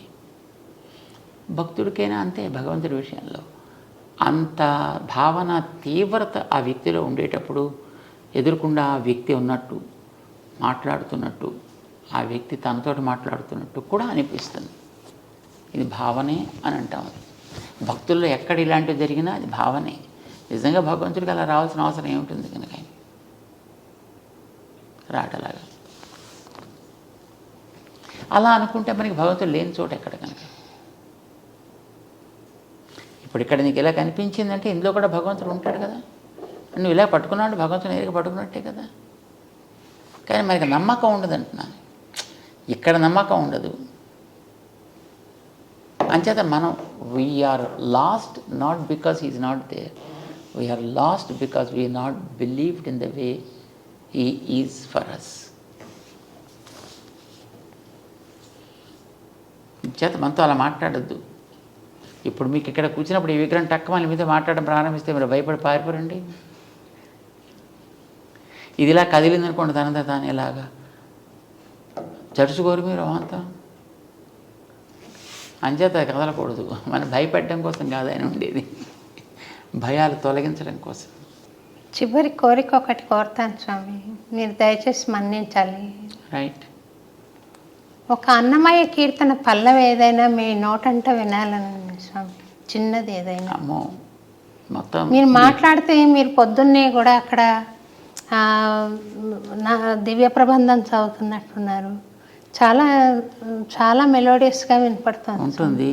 ఒక లైన్ అనండి. అంటే ఇప్పుడు మేమంటే ఇప్పుడు ఈ ముందర కూర్చున్న వాళ్ళంతా ధనమని పడిపోతారు అంతే. ఒక లైన్ అనండి. మళ్ళీ ఇంకోసారి ఎప్పుడు జీవితంలో మీకు పాటలు లేదు స్వామి, అందరూ సంతోషపడతారు. ఒక లైన్ ఏదైనా మీకు తోచిన పాట ఏదైనా ఒక లైన్ అనండి. మాకు అలాగా పెద్ద పాటలు, ఒక మాటలు తప్ప పాటల వాళ్ళం కాదు. మీరు పాడారు స్వామి, చాలా అందంగా అనిపించింది. పైన మేము విన్నాము, మాట్లాడుతుంటే కూడా పాడినట్టుగా వస్తుంది స్వామి. అన్నీ ఏదో ఇప్పుడు అదిగో అల్లదిగో శ్రీహరిధామము ఇలా ఏదో అంటుంటాం అంతవరకే తప్ప నిజంగా పాడితే ఇంకా లాభం లేదు. పాడండి స్వామి, ఒక లైన్ అనండి. మాకు అలాంటి కంఠం లేదు. చక్కగా ఉంది స్వామి, పాడండి పాడండి. అలాగే అనండి స్వామి, అనండి. అదిగో అల్లదిగో. గతులన్నీ ఖిలమైన కలియుగ మందున గతి ఈతడే చూపే చూపే ఘన గురుదైవము. చాలా మాకు పాడాలని ఉంటుంది కానీ వినడం మీద ఎక్కువ ఇష్టం మాకు, పాడి భయపెట్టడం కంటే. బాగుంది స్వామి, చక్కగా. మీరు చాలా టైం మా కోసం స్పెండ్ చేసి ఈ కార్యక్రమంలో మాకు తెలియని విషయాలు చాలా తెలియజెప్పారు స్వామి. అనేక ధన్యవాదాలు, మీకు పాదాభివందనాలు చెబుతూ నాకు ఒక చిన్న ప్రశ్న ఇంకొకటి మిగిలిపోయింది స్వామి. ఆడవాళ్ళు వేదం చదవచ్చా చదవకూడదా? పుస్తకాలు బజార్లో ప్రింట్ చేసి ఇస్తున్నప్పుడు చదవచ్చా చదవకూడదా అలా ప్రశ్న ఏమిటి? పైగా బజార్లో ఎవరు కొనుక్కోద్దు అన్నారు, ఎవరు చదవద్దు అన్నారు కనుక చదవచ్చా స్వామి? హాయిగా చదువుకోండి. వేద పఠనం చేయొచ్చు నేర్చుకుని. చదువుకున్నప్పుడు అదే వస్తుంది, అది పఠనమే కదా. అది అంటే నేను దాని అర్థం మనకేం మంత్రపుష్పం నేనంటే పర్వాలేదా స్వామి?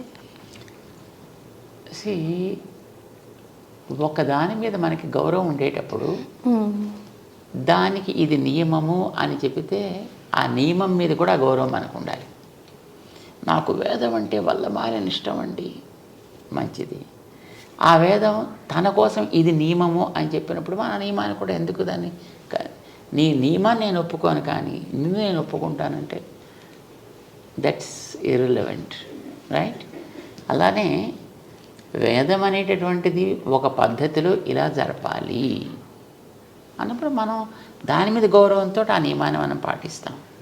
ఒకటి, మనకి భగవంతుడికి అర్పించడానికి ఒక ఉత్తమమైనటువంటి ప్రార్థన కావాలి అని అంటే ఎంతోమంది మహానుభావులైనటువంటి ఆచార్యులు, పెద్దలు, ఋషులు మనకి ఇచ్చినటువంటి ఉత్తమమైనటువంటి ప్రార్థనలు కావలసినవి ఉన్నాయి. చక్కగా ఏదో ఒకటి చెప్పచ్చు మనం. దానికి ఇది నియమం అని చెప్పినప్పుడు ఆ నియమాన్నే నేను పాడు చేసే నేను నా ఇష్టం వచ్చినట్టు చేస్తానంటే దాని మీద మనకేం గౌరవం ఉన్నట్టు. అంటే నియమానికి కారణం ఏదైనా ఉంది?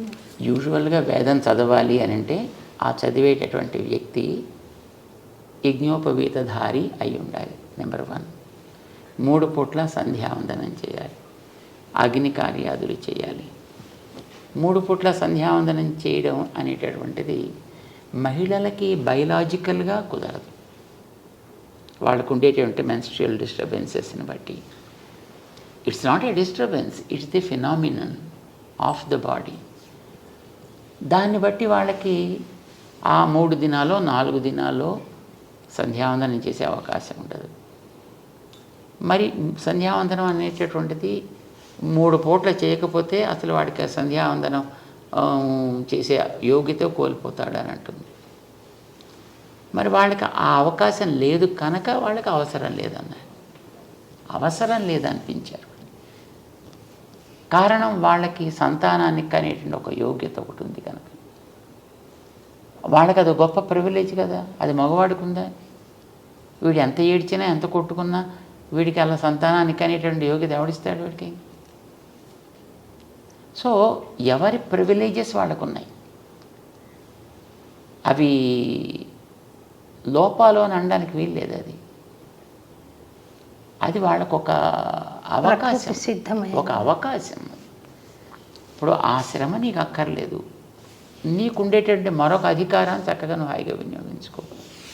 ఈ అధికారం వాడికి రాదు కనుక ఎవరెవరికి ఏ ఏ నియమాలు అనేవి ఏర్పరిచి పెట్టిందో ప్రకృతి, దాన్ని పాటిస్తే ప్రకృతి ధర్మాన్ని మనం పాటించిన వాళ్ళు అవుతాం. That's all it is.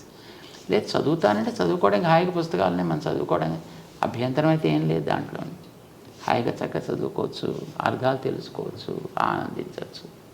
And who stopped? చాలా సంతోషం. థ్యాంక్ యూ వెరీ మచ్ స్వామి. చాలా థ్యాంక్స్ స్వామి. చాలా టైం మాకు కేటాయించారు. అనేక కృతజ్ఞతలు. ఓపికగా విన్నందుకు సంతోషం. మంగళాశాసనాలు చేస్తాను. అమృత తుల్యమైన సందేశం చెప్తుంటే, సమాచారం మీరు తెలియజేస్తుంటే వినడానికి ఏం కష్టం స్వామి. నాకు చాలా సంతోషం. జై శ్రీమన్నారాయణ. జై శ్రీమన్నారాయణ స్వామి. Thank you very much.